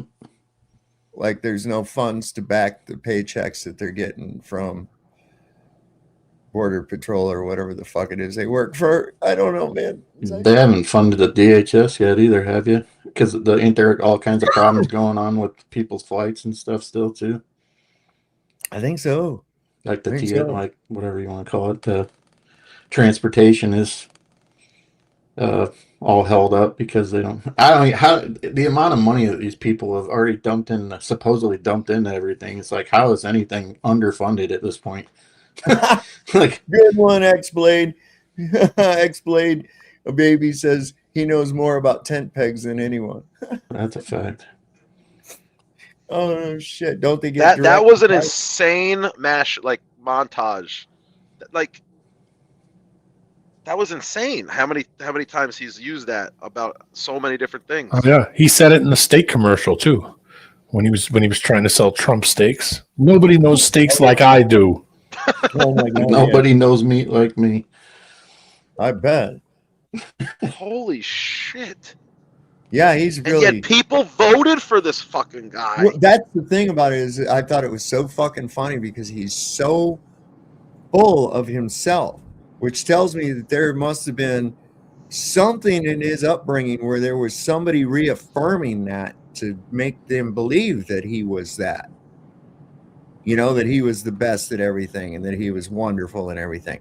And, you know, it might be the fact that they knew that he was really fucking dumb, so they overcompensated for it, but he believed them. Dig what I'm saying? I mean, it's I know, like, but that have you ever known somebody that was like that? Have you ever known somebody that was like dumb as a stump? But everybody seemed like the teachers and people always seemed to be, you know, like privy to him, you know, always giving him saying, "Oh, that's a great job," you know. But he was always very up on himself, even though everyone's looking at you like, "Oh, this guy's a fucking Todd." You did, yeah. I think that's the case. I really do. I mean, I know his parents, for some reason or another, sent him off to military school as a teenager, and I think it was because he was like really a bully with like his brothers and sisters and shit. As a result of that type of coddling, you know, getting his way all the time. Because he throws a fucking tantrum when he doesn't get his way. You know, that's like he says, "Oh, okay, well, you don't want to help us and everything because we started an illegal war that we can't finish and shit. So you guys don't want to help us. Well, fuck you. We're going to drop out of NATO." And it's like, okay, cut off your nose to spite your face, because when you do need NATO, they ain't going to be there. Yeah, it's not going to be there. There's nobody going to be at your defense. And you've already shown that you're not the big fucking mighty outfit that you think you are. I think in a way though, that they're doing that on purpose. So that way, when something does happen, when they do sink this ship, which, you know, if you don't think it's a ship and it ain't sinking, you're out of your mind. But that no one will come, no one will help. So see, I mean, it's kind of one of those things now where I look at it that way, like he's purposely sinking this shit. Well, he's doing it on purpose. The last fucking 10 years telling China that they're a bunch of dickheads and shit and trying to put tariffs on them and fuck with them and everything. And now he says he's called them up, asked them to come help with the fucking strait. And the Chinese said, "We're not having a problem getting our oil from there. Okay, we're allowed to go through there. You're not." It's like I have a quote for that, actually. Just kind of crazy. Yeah, I get it. Read it to us. Hold on. I got more Chosenite fun. Oh, no, it's going to take me a second. We love them. Well, but we already knew, though, that America had to fall for the New World Order to rise, and Trump was the guy that they were putting in power to have. Yeah. You know, to make that happen. We already knew that. I've known that for a decade. They invested a lot of shekels in that fucking shit. $250 million, $250 million given to him by that Adelson broad. And she's morphing really bad right now. That's how you know we're coming to the end of this thing, because they're all starting to morph. Look at Laura Loomer looking like fucking Jigsaw. They're all like morphing into fucking demons, man. It's Matt crazy. Gates. Yeah. His face. Look at Ben Shapiro. You knew something was happening when Ben Shapiro's eyebrows started fucking taking over his forehead. Pretty soon he's going to look like he'll have a Eddie Munster unibrow going on. He looks like that actor who you know, he's in a lot of movies. Like he was like the father in American Pie. He's got the big old eyebrows. The Jew guy? The Jew guy. Yeah. His face looks like the disguise. Eugene Levy. Yeah, Levy. That's what he looks like. Jeff Goldblum a little bit. Yeah, see, they all got that look. Well, here you go. Okay, so here's a bunch of these guys. Look at this in the background. There's a whole bunch of these guys back here. And there's, okay, so I can actually tell 1, 2, I can't see this guy's head. 1, 2, 3, 4, 5, 6, 7, 8. I see 8 of them. And out of those 8, 1, 2, 3, 4, 5. At least 5 of them are wearing, 6. The little kid's wearing glasses too. 6 of them wearing glasses. So I wonder what's up with that, man. There's a high degree inbreeding. Maybe it's something in their diet that they don't get that fucks your eyesight up. you know? Yeah, it could be a Because they lack of. do have like this kosher diet, and you know, even though they call it kosher, is it really? I don't know. There's some validity to some of the Levitic laws regarding cleanliness of food. You know, because if you take into account, you actually are what you eat. Yeah. And like it specifically forbids Pork. pork is full of parasites. It also, and there may be other reasons that we're genetically related to them. I don't know, maybe just food for thought. But then you've got like fish must have scales and gills, and that takes away. If you look at all the fish and things like that don't have that, those are scavengers. Catfish, shrimp, lobsters, any of that. Yeah. In fact, people think lobster is a big, high class, highfalutin fucking meal. That used to be trash food for the poor Oh yeah, I know. early days of New England. Yeah. You know, a lot of people that eat a lot of it. I used to know this kid Anthony that had gout because that's all he ate. Yeah, I know. That's all he ate was shellfish and crabs, and it's all he ate. It's like, you know, dude, eat less. You're eating the shit from that stuff. Yeah, seafood. I try to eat the clean animals that what is it? Leviticus says, you know. Yeah, the fowl must have craw. You know that a kosher animal is one that has it chews its cud. You know, there's a whole bunch cloven hoof. It's true. So eat beef, lamb, bison, chicken, turkey, but don't deer, eat venison. So goose, any kind of ruminant animal. Like so eating goose is out. Ugh. You see. And it really doesn't even appeal to me. Eating duck, you know, I've had Duck's it. really Nothing good. special It's about greasy. it. Yeah, it very is. greasy. It's got a Very lot of greasy. fat. Yeah, duck fat. But yeah, so it makes sense when it comes to that. But I mean, we know that just like everything else, is people that take it to the extremes, like Seventh-day Adventists, although it's not required or part of their religion to be a vegetarian, actually an ovo-lacto vegetarian, because they use dairy and eggs. They subscribe to a New Age saint by the name of Sister Ellen G. White. And she was like a New Age prophet. And something happened. This girl, some bully hit her in the head with a rock and put her in a coma. And then she was able to have these visions.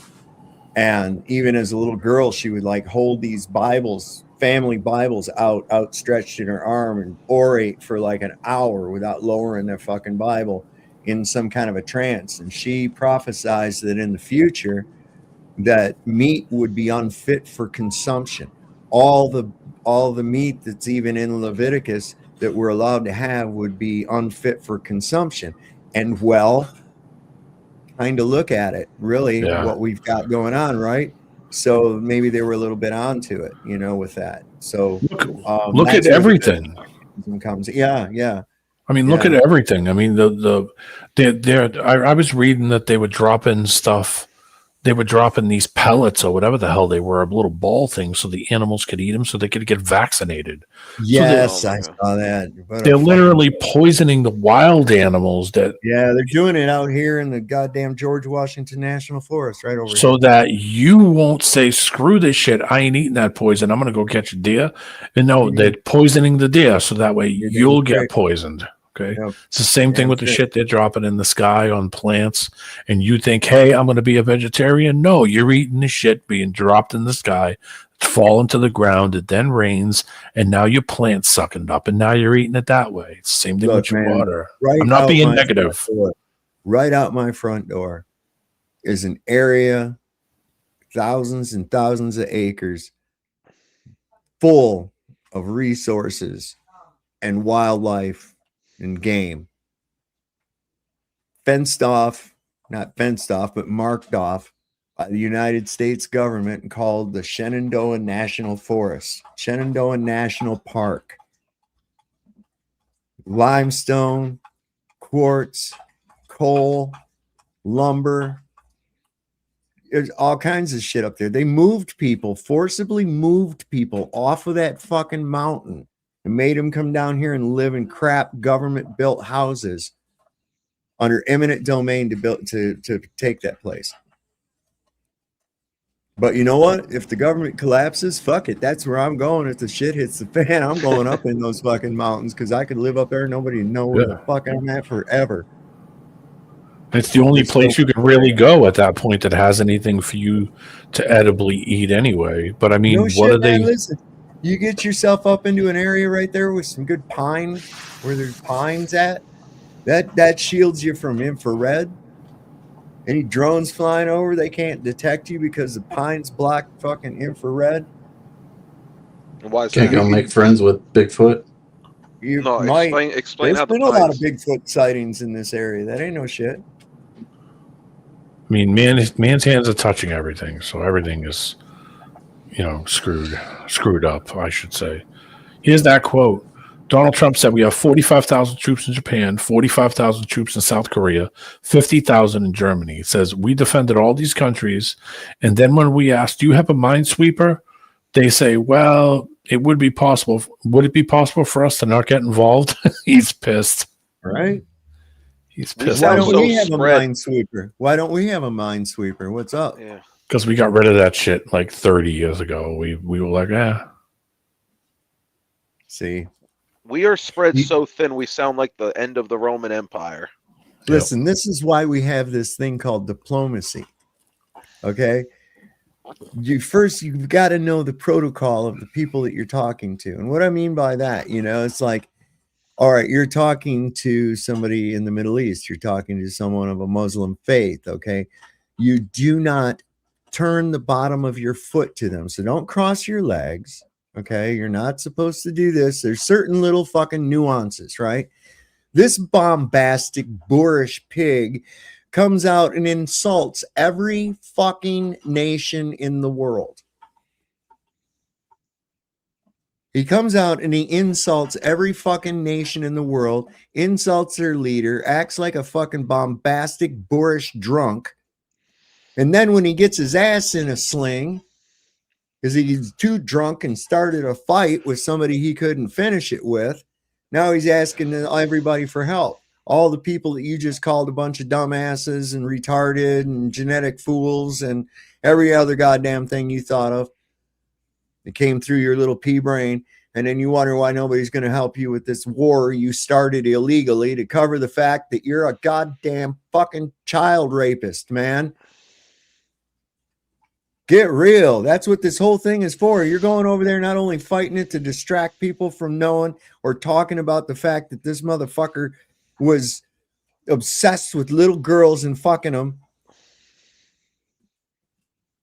He's going to get your kids killed. I mean, this is nuts, man. Going over there to fight a war for Shlomo while he hides out in his fucking bunker, dancing all gay and shit. What the hell, man? Something got to give. Anyway.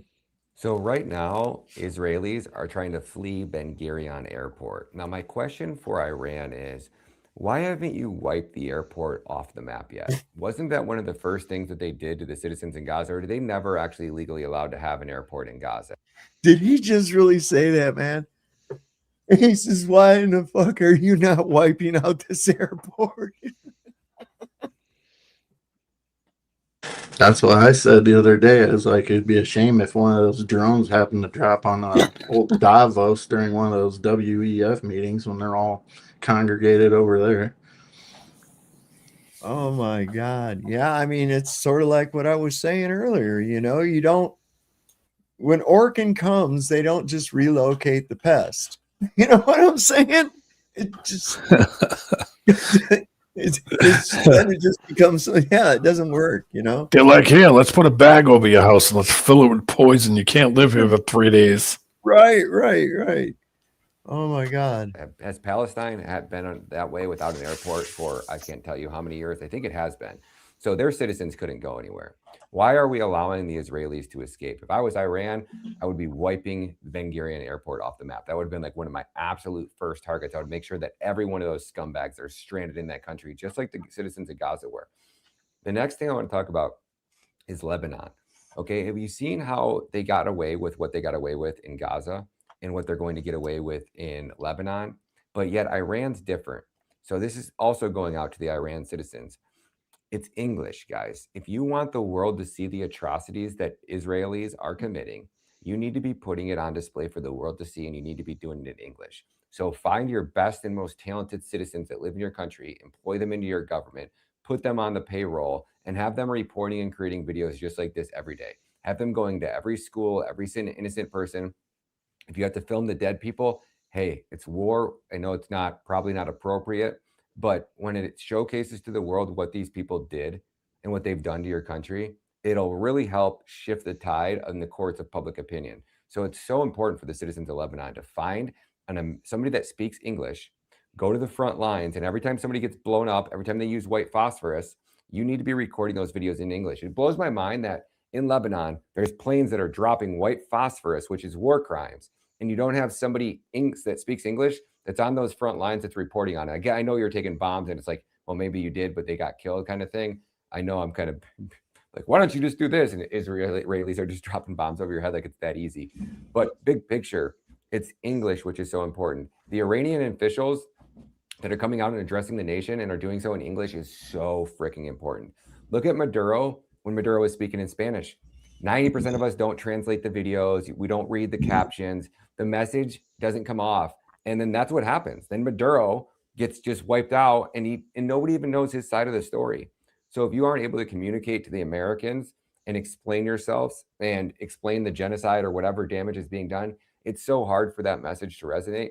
So do me a favor, share this, tag whoever needs to hear this. If you guys know officials, whatever, like this is the important stuff that every leader of every nation, this isn't specific for Iran, Lebanon, anybody. This is just like regime change tactics. The United States government's so good at carrying out these regime changes because you guys don't put out content in English. And without the English, you're not getting the support of the American people. And we don't really know. We're kind of clueless unless we're laser focused on investigating that specific country. But even then, it's hard because we don't speak the language. Let me know what you guys think down in the comments. Fuck these Israelis. Peace. Fuck these Israelis. That's it. I'm gonna learn Esperanto. There you go. Do you think Iran was a threat to America? What do you think, man? If Iran had nuclear weapons, well, who am I asking? Nobody here thinks nukes are real anyway, so it's an irrelevant question. You know, I think that's why they're calling. Look, to us. One of the biggest fears that was supposed to be a fear, I guess, of anybody attacking Israel, and this is why they kind of got away with the shit that they have. Not only that, and having American firepower behind them, but they had this Samson option thing, right? That if their existence was ever threatened, that they would use that. Well, guess what? It's time. Your existence is being threatened. Why have you not done this? What's up? Where's your fucking Samson option? Tel Aviv is getting hammered. Your prime minister's dead. Most of your high-level fucking generals and shit are all dead now. You're losing people by the day. All your citizens are scurrying to the airport to get out. I don't know where they're going to go because a lot of countries are denying any fucking Israeli passports. So, you know, at what fucking point do you say, you know, you've had it? So there's no Samson option going on. They're not even fucking talking about it anymore. Because they know the gig will be up. They know the gig's up. That's, you know, you haven't used it. And if you did, if they were real, let's face it, long before now, Israel would have used it on somebody. Okay? We already know that, even if they did it and made it look like it was somebody else. So there you go. Yep. David Koresh. David Koresh in the. If you want to know more about how nukes are fake, there's a really cool book by Tamara Chevelle that is called Nukes Are a Hoax. And there's a link in the description of the video tonight that will take you to her books on Amazon if you're so interested. Pretty good little reads, man. Put them around, get some people. If you're already in the know too, it's really good because It gets people to ask questions. They'll pick it up. They'll look at it. You got it sitting on your coffee table. Somebody comes over, you know, maybe smoke a bowl or whatever. And it's like, what the fuck's this thing? Nukes are a hoax, you know? Yeah, man, check that out. And they'll look through it. And, Eric you know, Dubay had a start great asking- video on it too. Yeah. There's a lot of information out there, man. A lot of information. But people like to be scared. And I remember back in the 80s, there was and it was parental warning on it. There was a parental warning on this fucking thing because it was so scary. It was a TV 2-part thing they did on TV called The Day After. And it had a lot of pretty big names in TV and movies in it at that time. And what it was is that, you know, of course, the tensions between the United States and the Soviet Union, where it got to a fever pitch high and missiles were exchanged. And this was depicting the survivors the day after trying to make their way someplace where they can find refuge. And it was, you know, during the height of the Cold War. I mean, we were really amping up the fear, you know. It was something in the 80s. And I can remember, man, there was people really scared, and it was people on talk shows talking about what would happen what would we do if there was a nuclear hit, you know, and they could push the button at any time. People was really in a lot of fear about that.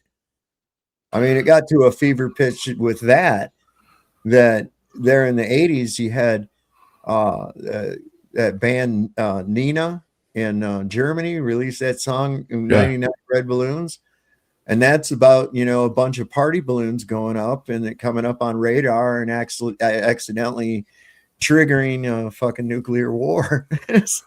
I remember the daytime TV shows talking about it all the time. Donahue and all those Sally Jesse and all these other crap shows that they were touting all this, you know, paranoia.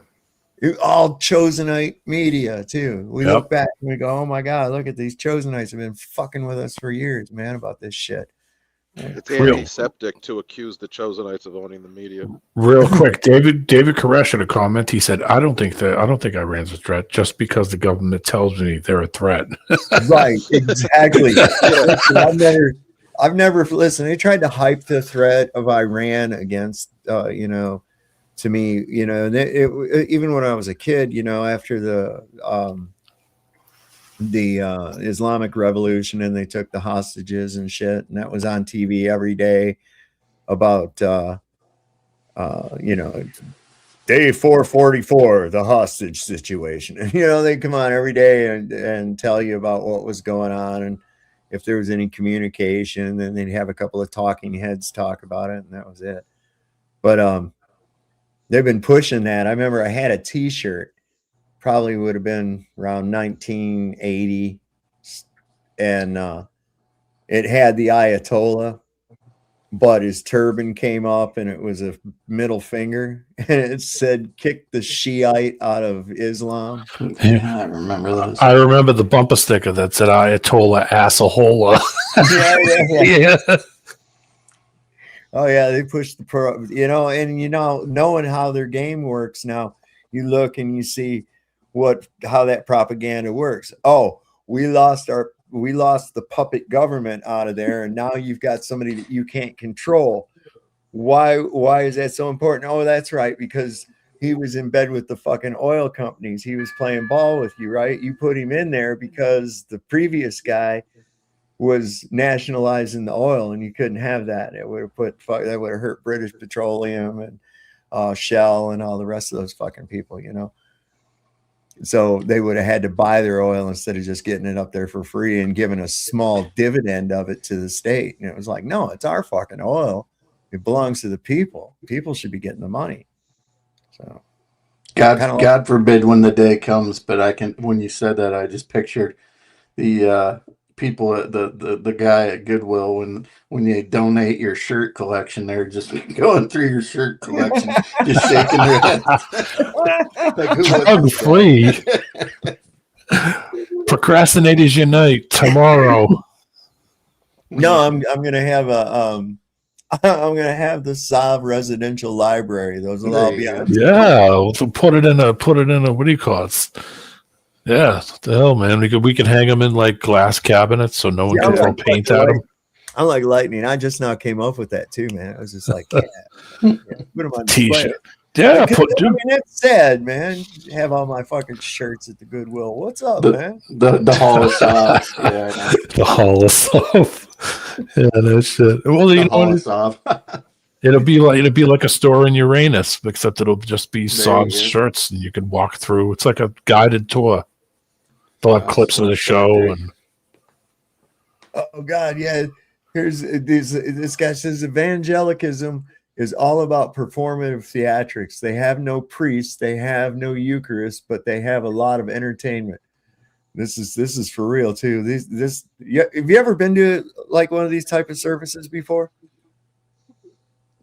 No. Oh, well, one time that Southern Baptist one when I was in the military, but it was not like this, but it was crazy. I went to one time. There's like this mega church thing there in Michigan. I think it's up as like on your way to Flint, if I'm not mistaken. And I went there one time. He's got this big, huge fucking cross. You can see it for a couple miles, man. No, you didn't get it. I'm going over on this side. No lo recibió. Me voy a venir a este lado. If you spoke your way to a cursing, si hablaste a una maldición, you can also speak your way to a blessing. También puedes hablarte a una bendición. I wish I had a crazy folk. Yo espero tener un pueblo loco. That begin to say I'm blessed. Que diga estoy bendecido. Estoy bendecido. I'm delivered. Estoy libre. I'm set free. Soy liberado. I'm healed. Estoy sano. Somebody shout.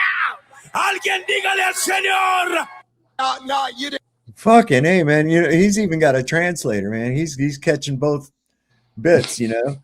He's got like there's two dudes, one in Spanish, one in English, and one just repeats what he says in Spanish, and these people are. What about the sign language interpreter? That dude's got a job on his hands. I love watching them. I love watching them. They're so expressive. Yeah. They're so expressive, you know. Right. It's cruel. Let's see, is this right here? Remember when Trump released 5,000 Taliban troops? Those same troops are about to join the Iran war. Oh, no shit. Oh, my God. Yeah, I forgot about this. Yeah. This is another Shut thing. up. You're telling me that Donald Trump negotiated the release of 5,000 Taliban fighters in 2021. And now there's a chance that the Taliban will join Iran in the fight against boots on the ground against the United States. Let's get into it. It's true. In 2020, the U.S. under Donald Trump signed the Doha Agreement with the Taliban. Part of that deal led to the release of about 5,000 Taliban prisoners by the Afghan government. The Taliban later took over Afghanistan in 2021 after the U.S. withdrawal. So there's a chance that the Taliban will now join Iran in the war against the United States and Donald Trump. Donald Trump let go 5,000 Taliban, and now it's possible that they're going to turn and fight against us. I swear, guys, I feel like I'm living in an upside-down world. But hey, Donald Trump is a wonderful and the best negotiator. Make it make sense. Tell me what you guys think about this in the comments. And if you haven't followed me yet, please do. Have a day! Well, they need a boogeyman. They're running out of boogeymen, so they need more bad guys so they can see, oh, look at these terrorists. Well, I'm sure they're even probably giving them guns, having guys give them shit so they could go out there and stir shit up so that they can justify the shit they're doing. That's all they do. Did you see that clip making the rounds? It was from when I know these guys are actors. Don't kill me, guys. But when Kanye West was on Tucker Carlson and he was talking about Jared Kushner when he came up with the Abraham Accords, him and I can't remember the other guy, but how he pretty much they just did it for money. It's like, yeah, I mean, it's pretty much all Jared does. Well, he went in there on the advice of Jared Kushner. Jared told him right that if he went in and attacked Iran, that his numbers would jump up like George Bush's did after 9/11. Not even a comparison, dude. You have to have a 9/11 first.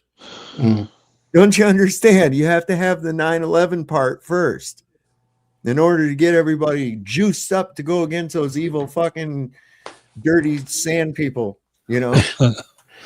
Yeah. I mean, go ahead. I was going to say, if David Koresh said, nobody knows the Taliban better than me. yeah, nobody knows the No Taliban kidding. better than me. Listen, But yeah, I mean, go ahead. I'm sorry. I was just gonna say real quick that Jared, I mean, who would know better than Jared? That Donald's losing his freaking mind and he's just taking advantage of him, man. He knows how stupid he is to begin with. So, you know, he's doing all this crap. Like I said, he's one of the quickest people to stab somebody in the back more than anybody. Nobody knows how stupid he is more than him. Oh my God, I know. He says, smart people don't like me very much. I'm like, no shit. Master of the obvious. Don H said, caught before the horse. Oh my God. Well, listen to this nonsense he's trying to float. From Hormuz, the Strait. Hormuz, a famous, wonderful, beautiful place, but you wouldn't want to be necessarily sailing a boat there right now. I would not. Okay, you know why? Not because of them, because of us. Because we've taken out their entire Navy. We've taken out every one of their drone, they call it a drone layer, a mine layer. There's specific boats that He says you wouldn't want to be sailing through there, but not because of them, but because of us. See, because they don't have a Navy left or nothing. Iran, I think they responded, or somebody did on this. That said, he says, bring your shit, man. Go ahead and bring that shit on here. You know, escort these ships on through the strait that you supposedly have control over. He had that flag at Iwo Jima, you know, the guys at Iwo Jima. Yeah. In back of him. So I'm amazed at this point that he hasn't created a statue of himself with the fight thing, because that's what I'm sure that was. It reminds him exactly of that very same thing. Listen, somebody had to kind of rein him in. He was going to have the Arc de Trump in fucking DC. And look, here's what's going to happen, right? You know, the ballroom's never going to be built. No. Okay. It's never going to be built. He's already talking about doing some shit to the Kennedy Center. That's about the floors and all this other shit. Yeah. Well, we've got plenty of time to do whatever because all the fucking performers quit. They're not going to do shows and shit anymore because he put his name on it. So what's going to happen is if we survive through this, which I'm skeptical, whoever comes in there next is going to build the fucking West Wing back up the way that it was and, restore it back or something like that, give some dignity to this thing.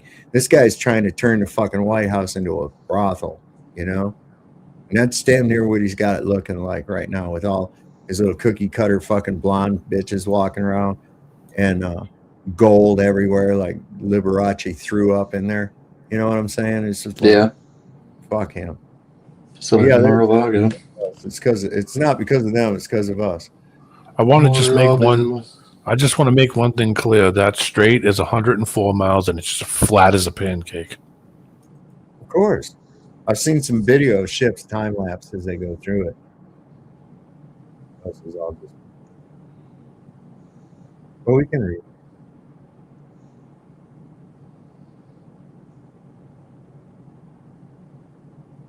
Okay, yeah, maybe we can see this. Let me see, maybe it'll be big enough. Yeah, it'll be all right. It'll be all right. It's all right. It's all right.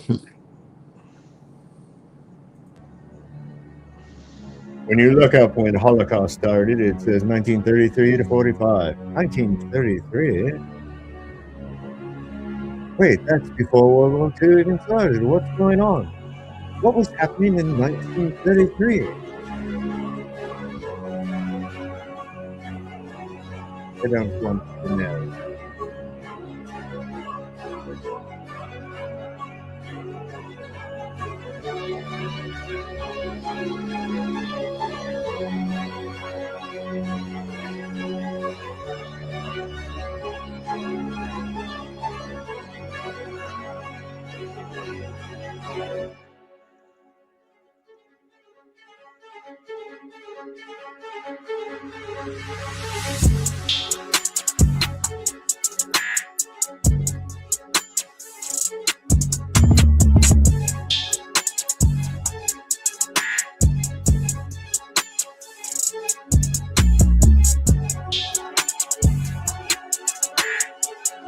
$1933.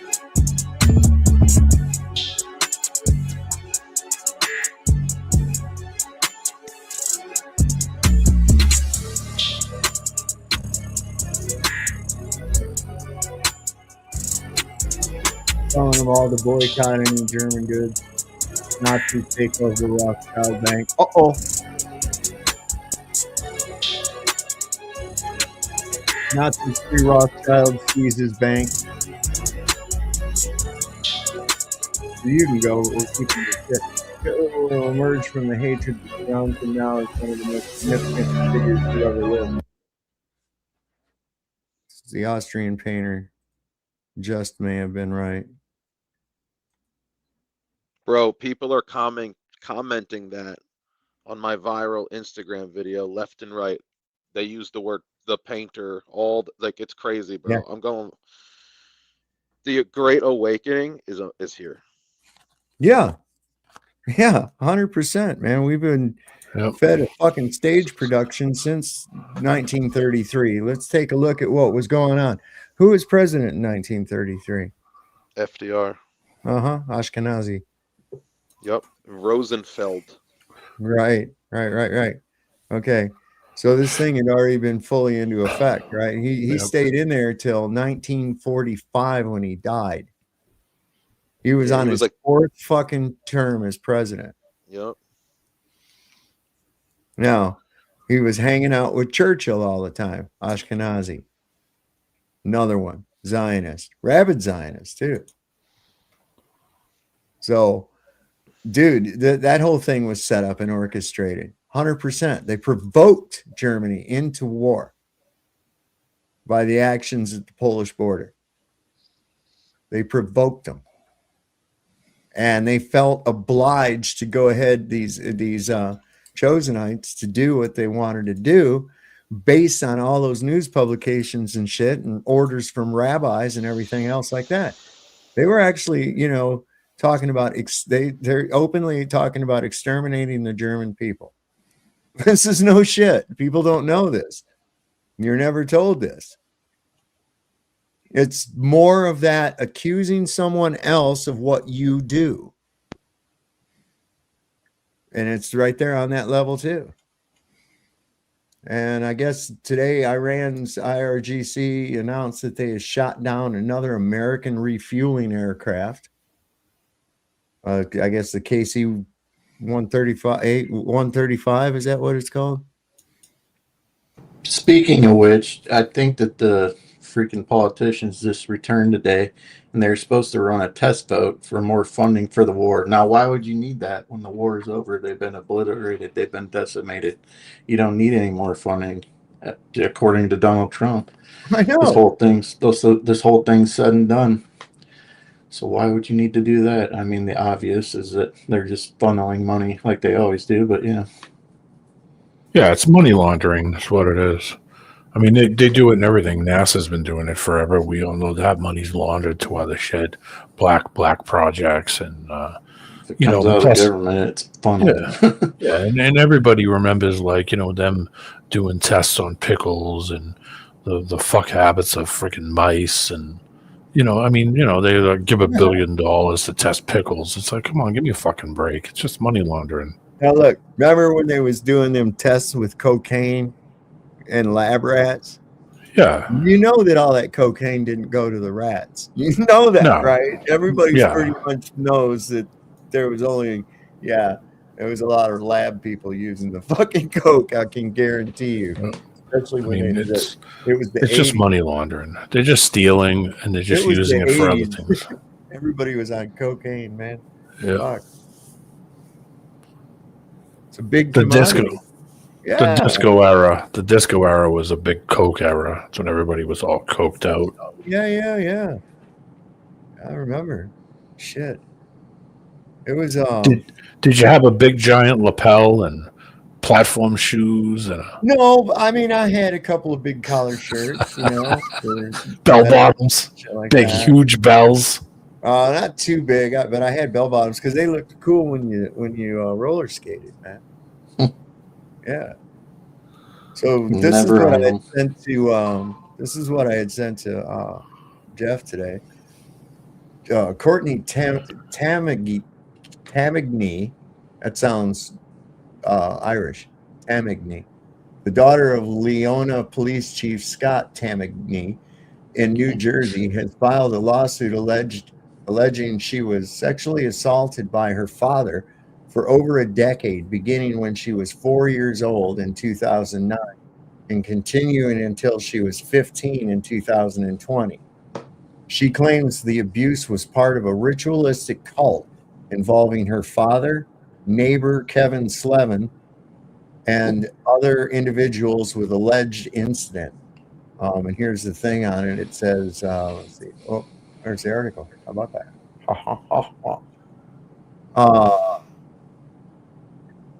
Let's see. The daughter, New Jersey, says she claims the abuse was part of a ritualistic cult involving. I don't have that. It brought up a different tab. I'm just reading it to you if there's any more information on that. Both Scott Tamagny and Kevin Slevin have denied the allegations, stating they were investigated by federal and state agencies, including FBI and U.S. Attorney General's office and Bergen County Prosecutor's office, and found to be unfounded. Slevin has countersued Tamagny for defamation. Oh, well, that'll bring discovery. Despite this, Tamagny has gone public through podcasts, social media, and a change.org petition demanding her father's suspension. The case has deeply divided the tight-knit community in Bergen County, New Jersey. Do you know where that's at, Jeff? Yeah, I had cousins in Bergen County. It's a nice place too. Yeah, it's North Jersey. Jersey. I'm from Jersey. So where this, are you from Jersey? I'm from Jersey. So where this happened is like Mawa, which is where Ramapo College is. There's like an Indian reservation up there. So I imagine they're doing some occult shit up on like the Indian reservation. Oh, I wouldn't doubt that. There's portals like all over the United States on these Indian reservations. There ain't no shit. Oh, here's a cool thing. All right. It's a bit cute, but let's go back. All right. I was just their high priestess Snooki. Snooki, the high priest. Hey, she's a New Jersey legend. Leave her alone. Wasn't there somebody whose name was The Situation? Yeah, Mike. Is it what a fucking? He went to prison for fraud, like tax fraud, for a while. Oh man. No, that wasn't Snooki. That was Mike the Situation. Yeah, that's what we're. Yeah. I actually he actually goes to my gym. I've actually spoken to him. Snooki's a whore. Snooki's a whore. Yeah. Snooki was a whore. What's she doing now? Is she dead? No, she's alive. She's just fat. I think she's got a kid or two. My cousin Raymond was actually her lawyer when she got arrested on the beach for drunk and disorderly, like 10, 15 years ago, whenever that happened. See what I did? Well, I think Mike changed, didn't he? He's Mike is, listen, I've talked to him at the gym after I gave that big speech where like all those people came, and he's a good dude. I don't want to like him, but I do. Like, he's based now, and he's actually going to run for New Jersey governor in like no, really? Yeah, in like 4 years. And if we're gonna flip this state red, not that it fucking matters, but right now we've got this Mikey Sherrill, we've got this female liberal as governor. Oh god, and she's awful. But like, dude, so look what we got. Look what we got. I don't even want to hear it. I don't even want to hear it. Look what I got here in Virginia. Well, tell Yeah, me. I only know about New Jersey. Man, we got the Chosenite spam burger. It don't get any better. Mikey Sherrill's got a horse face, and she only won because her claim to fame is that she flew helicopters for the military. So she's a big tough feminist, helicopter lesbian probably. Yeah. But I think Mike the Situation will run for governor. He told me his plan was to run for governor in 4 years. He actually opened somebody that's cool, that's just not from fucking TV or the army. Or yeah, but we kind of need his celebrity. That's just like no. We need thinkers. We don't need script readers. We need thinkers. Yeah. I agree. Listen, maybe I should be governor. We need thinkers like Thomas Jefferson. We need thinkers like Thomas Paine. We need those types of thinkers. James Madison. We need those types of thinkers, deep thought thinkers, not people that are worried about just getting out there on the golf course and diddle-daddling with little boys' buttholes. You know what I'm saying? This is just gone fucking insane what they got. We need to go back to basic grassroots if we're going to have this fucking shit. Make it a goddamn confederacy like it began as. Where my country is Virginia. Your country is New Jersey. Your country is this. That's your state, man. Missouri, Kansas, Ohio. Those are all countries, man. People don't realize that. States need to take back their sovereignty. We can be unified. We can all be unified. Why the fuck does people think that each state got a different flag? What do you think that's about? Why? Why do they have their own constitution? If it's all one country, it should just be the Constitution of the United States. But no, you have a state constitution, and it has to mimic at least the parts with the Bill of Rights and everything of the United States Constitution. The rest of it's just the way they do their parliamentary procedures and shit. That's, come on. That's basically what it'd be like Europe. I mean, each one of those states is countries. Right. We were just trapped. We were all trapped under a corporation together. And yes. Slaves to that. Yeah, but they seem to want to mix the two and start to say that, oh well, we've created these these codes and all this shit that's in our state, and they think that it bypasses the Constitution. That's a veneer that's overlaid on there, the Uniform Commercial Code that was slipped in. It was kind of just slipped in when they subtly declared bankruptcy the United States in 1933. It started issuing fucking birth certificates and all this other fucking shit, you see. It's a restructuring of the corporation, bro. Jerry Albert, I don't want to hear about you calling us Freemasons. You think the sun goes into the ground, dude.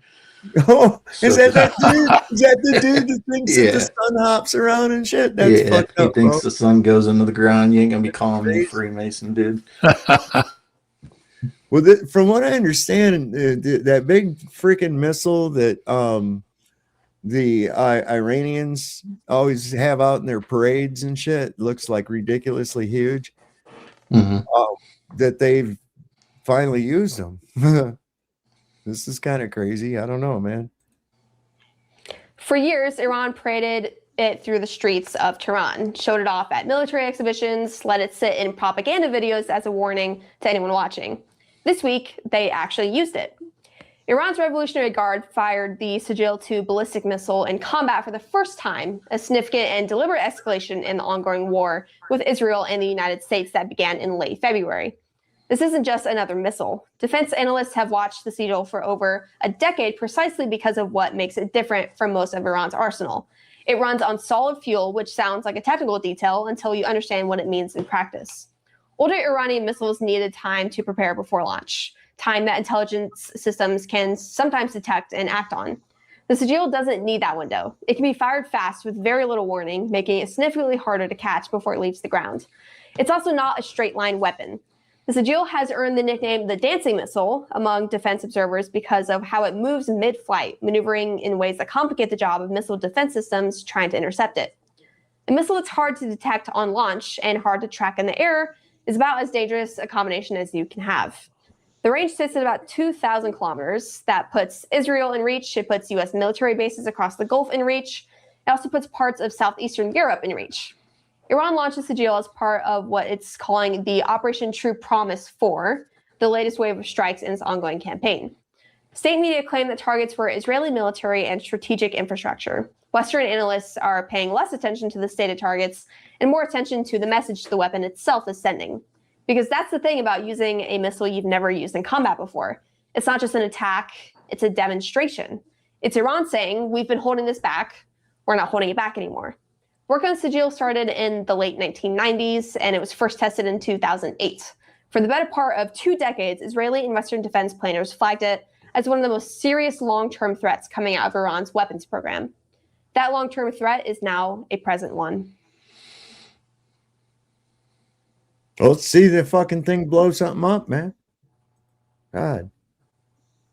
I don't know. It's hard to get anything now because they're giving people 5 years for posting anything or, even filming any of the damage that's happening. Anyway, that's what I'm being told. I don't know. Okay, here's where I kind of got the idea of this. And this is why I think we should start our own little movement. This is our word. Go ahead and please, right? I'm down for it, man. Yeah, and dude, using the term anti-Goyimism, anti-Goyimites. Sal, I'm starting a community with my new virality here in New Jersey. It's called Goyim United. There you go. Don't be a Goyist. Hey, you better start a pack. There you go. Yeah, it'll be a super pack. Super pack. It's super It'll just be a super pack. It's a super pack. Super pack. It's super packy. All right. Shabbat Shalom, El Gran Mohon. I am Rabbi Londik today to read passages from the Talmud. I have my stupid hairpiece here. Okay. Sofering 15. Even the best of Goyim should all be killed. Okay. Jebamoth 98a. All children of Goyim are animals. Baba Messiah 114b. Gentile boys are not humans. They are beasts. Gachas 22. A Jew may violate but not marry a non-Jew girl. She's a shiksa. Abodah Sarah 36b. Gentile girls are different in state of nida from birth. Sandering 54b. A Jew may have sex with child as long as child is less than 9 years old. Sandering 58b. If a goy hits a Jew, that's it. He must be killed.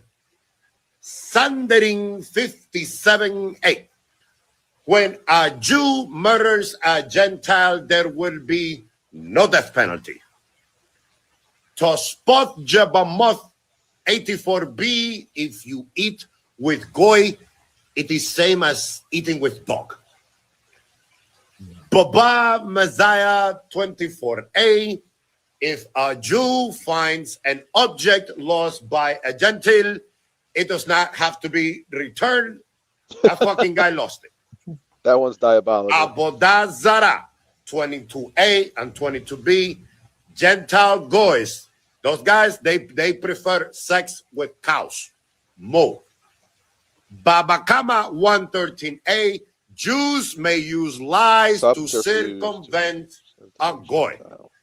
And I am Rabbi Londik, Shabbat Shalom, El Gran Mohon, here to tell you all the stupid shit that is in the Talmud and how retarded these people are. Shabbat Shalom. See, Cash, there's your next, what do you call it? You should do a fact one and then go there and say, I'm going to tell you some facts and start reading what that guy just said. I want Sav to play the link I just put in the backstage chat because it's a video I made a long time ago. I'm gonna call it a night real quick, guys. I'm running on E, so You guys All have a right, good man. one. I'll That's catch how you I next feel, time. Cubby. basically. Yeah, I I'm gotta about to move this. pass out. I gotta move this over here. I don't know how Sub does this. I know naps, but oh my God. Yeah, I'm going to bed here in a little bit. I'm gonna get off here. It's been almost 3 hours. Yeah, I drove. I don't have to be to work till 6 9. hours today. I don't have to be to work till 9, and it's about a quarter How mile. many people did we reach in the stream tonight? Oh, plus 250 on the live. Oh, Really? yeah, Oh, that's we're showing excellent. 259 right now on here, Wow. and another 17, 19, 20, 21. There's a lot of people in Well, Rumble too. everybody, please follow me on Instagram, jeff.go.man. Follow me on TikTok, jeffgoman. Follow me on the other platforms. I'm putting out a lot of content that's not on YouTube. It's all on Instagram and TikTok. Right? Yeah, right. YouTube is killing everything now. So Well, like I said, I put a video on YouTube, it's removed, and I get a strike. I put it on Instagram, it's going viral right now. I cannot, as I've been live streaming, anytime I take myself off camera, it's because I'm on Instagram Oh, that's trying to keep up with the engagement, and I can't keep up. It's going nuts. I know it's crazy, isn't it? Let's see, where was I at? I got this thing here. I used to do it with Twitch, and the same thing. I just got burned out. Just 5, 6 hours a day streaming or doing multiple streams and splitting them up. You killed me after doing it for like 5, 6 years. I couldn't do it anymore. Are you the where's the curve guy? You kind of sound like him. Where's the curve? It's Richie from Boston. Send me money. My truck's broken down. No shit. That's my old intro. Look at that.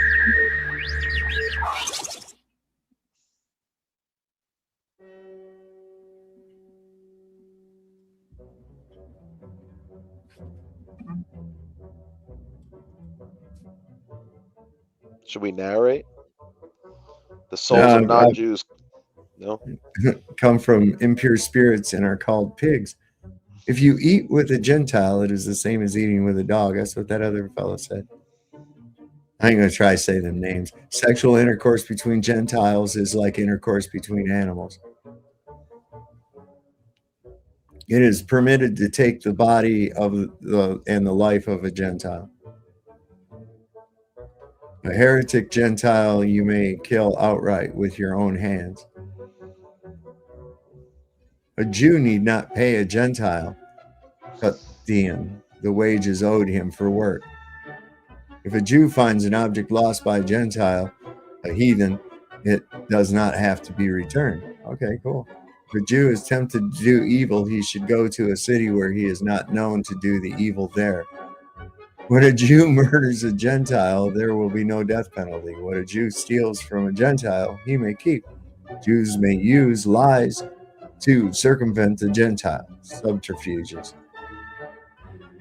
She who was the descendant of princes and governors played the harlot with on Mary. On the eve of Passover, Yeshua was hanged. Do you suppose that he was one for whatever? I'm tired of reading. Jews must destroy the books of the Christians, i.e. the New Testament. A Jew may marry a 3-year-old girl, specifically 3 years and a day old. A Jew may have sex with a child as long as the child is less than 9 years old. When a grown-up man has intercourse with a little girl, it is nothing. No rabbi can ever go to hell.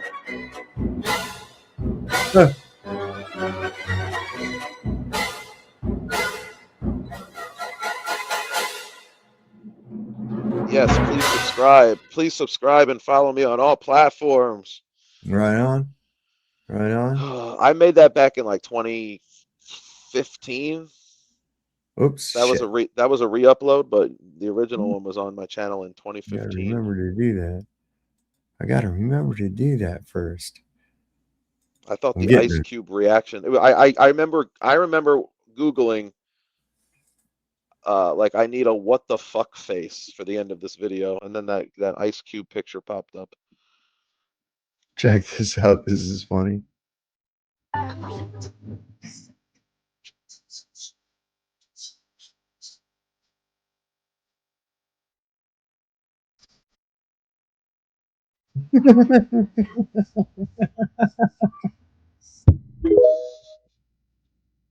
Going to hell for laughing at that.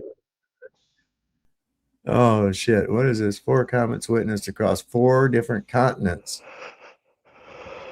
Did you hear anything about that? Oh god, they're really the internet is fucking hateful. Okay. Gavin Newsom has admitted that he has learning disabilities. Honestly, I'm all for people with learning disabilities, but not for my president. I think a president should not have learning disabilities, okay? And I know it's highly controversial to say such a horrible thing. The president of the United States, Gavin Newsom, admitted that he has learning disabilities, dyslexia, everything about him is dumb. He called Gavin Newsom the president of the United States. Did you hear him say that? I was muted. He called Gavin Newsom the president of the United States. I think what he's trying to say is that Gavin's been saying he's going to run for president, and that's what he's referring to. But the way he's saying it is stupid. He's already the president. Here's video of the Iranian missile. It says Iranian missiles have blown up Tel Aviv's railway station. Your 1 like and 1 repost makes U.S., Israel, and their supporters scream. Don't consider it worthless. Therefore, like and repost this post. Well, don't you worry about that. I will real quick, and then I'm going to pull it up on screen so we can see the destruction and the mayhem. There we go.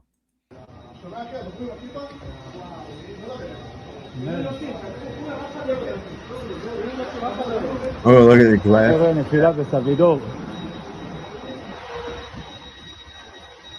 Wow. Oh, shit. I think the glass in all those trains is blown up. Sure. Yeah. Yeah, it's all the air pressure. It's the pressure Look at change. that, all the ticket machines and billboards and shit. Oh, free candy bars. Yeah. See, this must not be a Jew. He would have took that fucking candy. We could put that train off the tracks too. Yeah. Look at that. It fucked up. Oh, man, there was shit flew. Pieces of shit. Wow. I wonder if there's more. I'll find out. Let's see. Sometimes in the comments you see more video and shit like that. No, nothing in this one. Wow, that's nutty. What the fuck? No way. Look at this.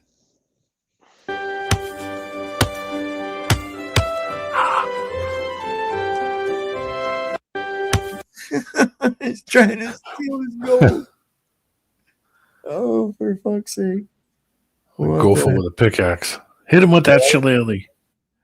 Says here, Iranian generals are sounding the alarm. Israel has been disguising drones as Iranian drones and attacking their allies in false flag style attacks.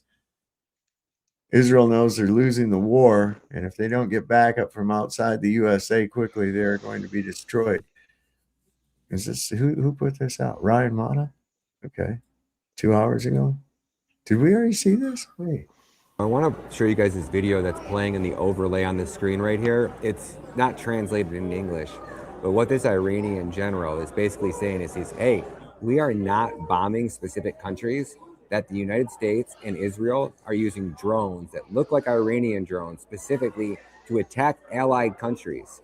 So to all of our quote unquote allies out there in the Middle East, if your country is getting attacked or hit by drones, you really want to take a second and pay attention, because you have no need, and same with the citizens of those countries.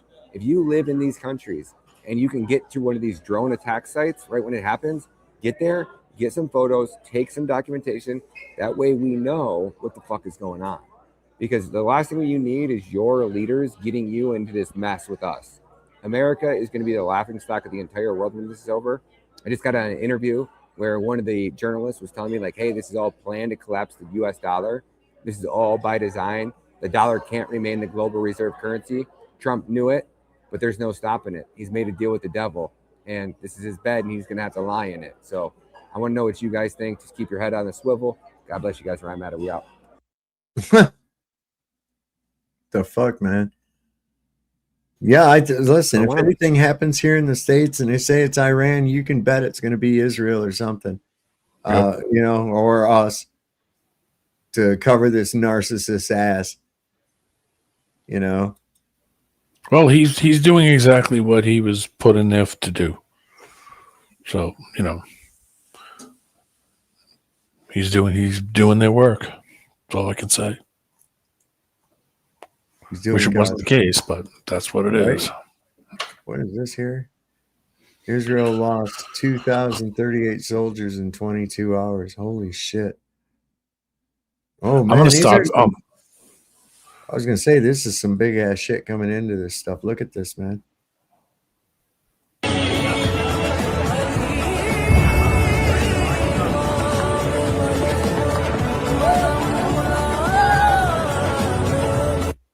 Those are some fucking major fireballs coming up, man. Yeah, that's some kind of fuel. That's some kind of fuel thing or something. God. What is it? Oh, this. Okay, on the net. All right, one. Yeah, that Netanyahu thing's fake. Yeah, but I threw one in the back that Israel's AI president. But he shows that there's another thing too. The guy's pocket is moving. He up his hand. Yeah. It warps. It like just moves on its own. Yeah. Yeah. Oh my God, what is this? Pretty interesting. Man, people are coming out of the woodwork being weird. I'll show this real quick. That's a babe. I swear to God. We love you, Mr. Trump. Oh my We're God. going to do so much for the women, you have no idea.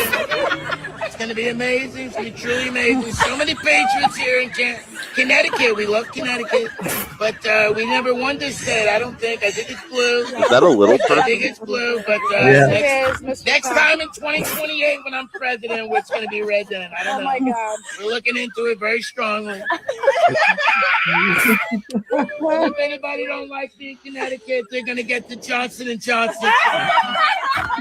It's made out of Trump blood and Clorox. It really don't work, but it makes you keep your job. Unbelievable. Oh my God. All right, let's. I think he like painted himself orange. That guy was good, man. He was good. I used to Oh my God, look at this. work with a chick that was like that. It's funny. This is here. Jewish Columbia student racked with fear upon seeing a Palestinian flag.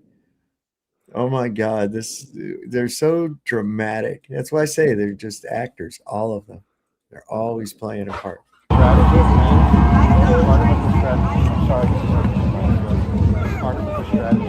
Hello!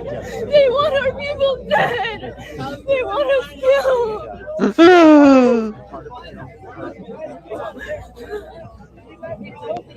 How is it allowed? How are you allowing this? Why are you putting us so? They want us dead! Please end it, please!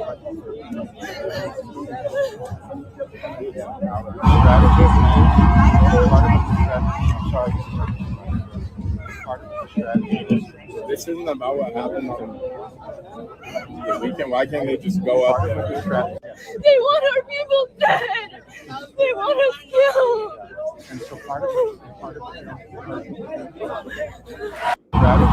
She looks a lot like that chick that was always at them false flags crying on the phone. Remember that? Yep. Oh, there's Pino. Yep. Peniel's here, but I'm getting ready to close down shop, Peniel. Getting ready to close down shop.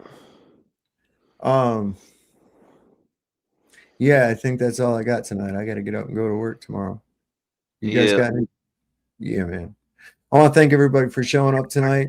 Remember, do your part to stop anti-Goyimism, because it's a real problem. It does.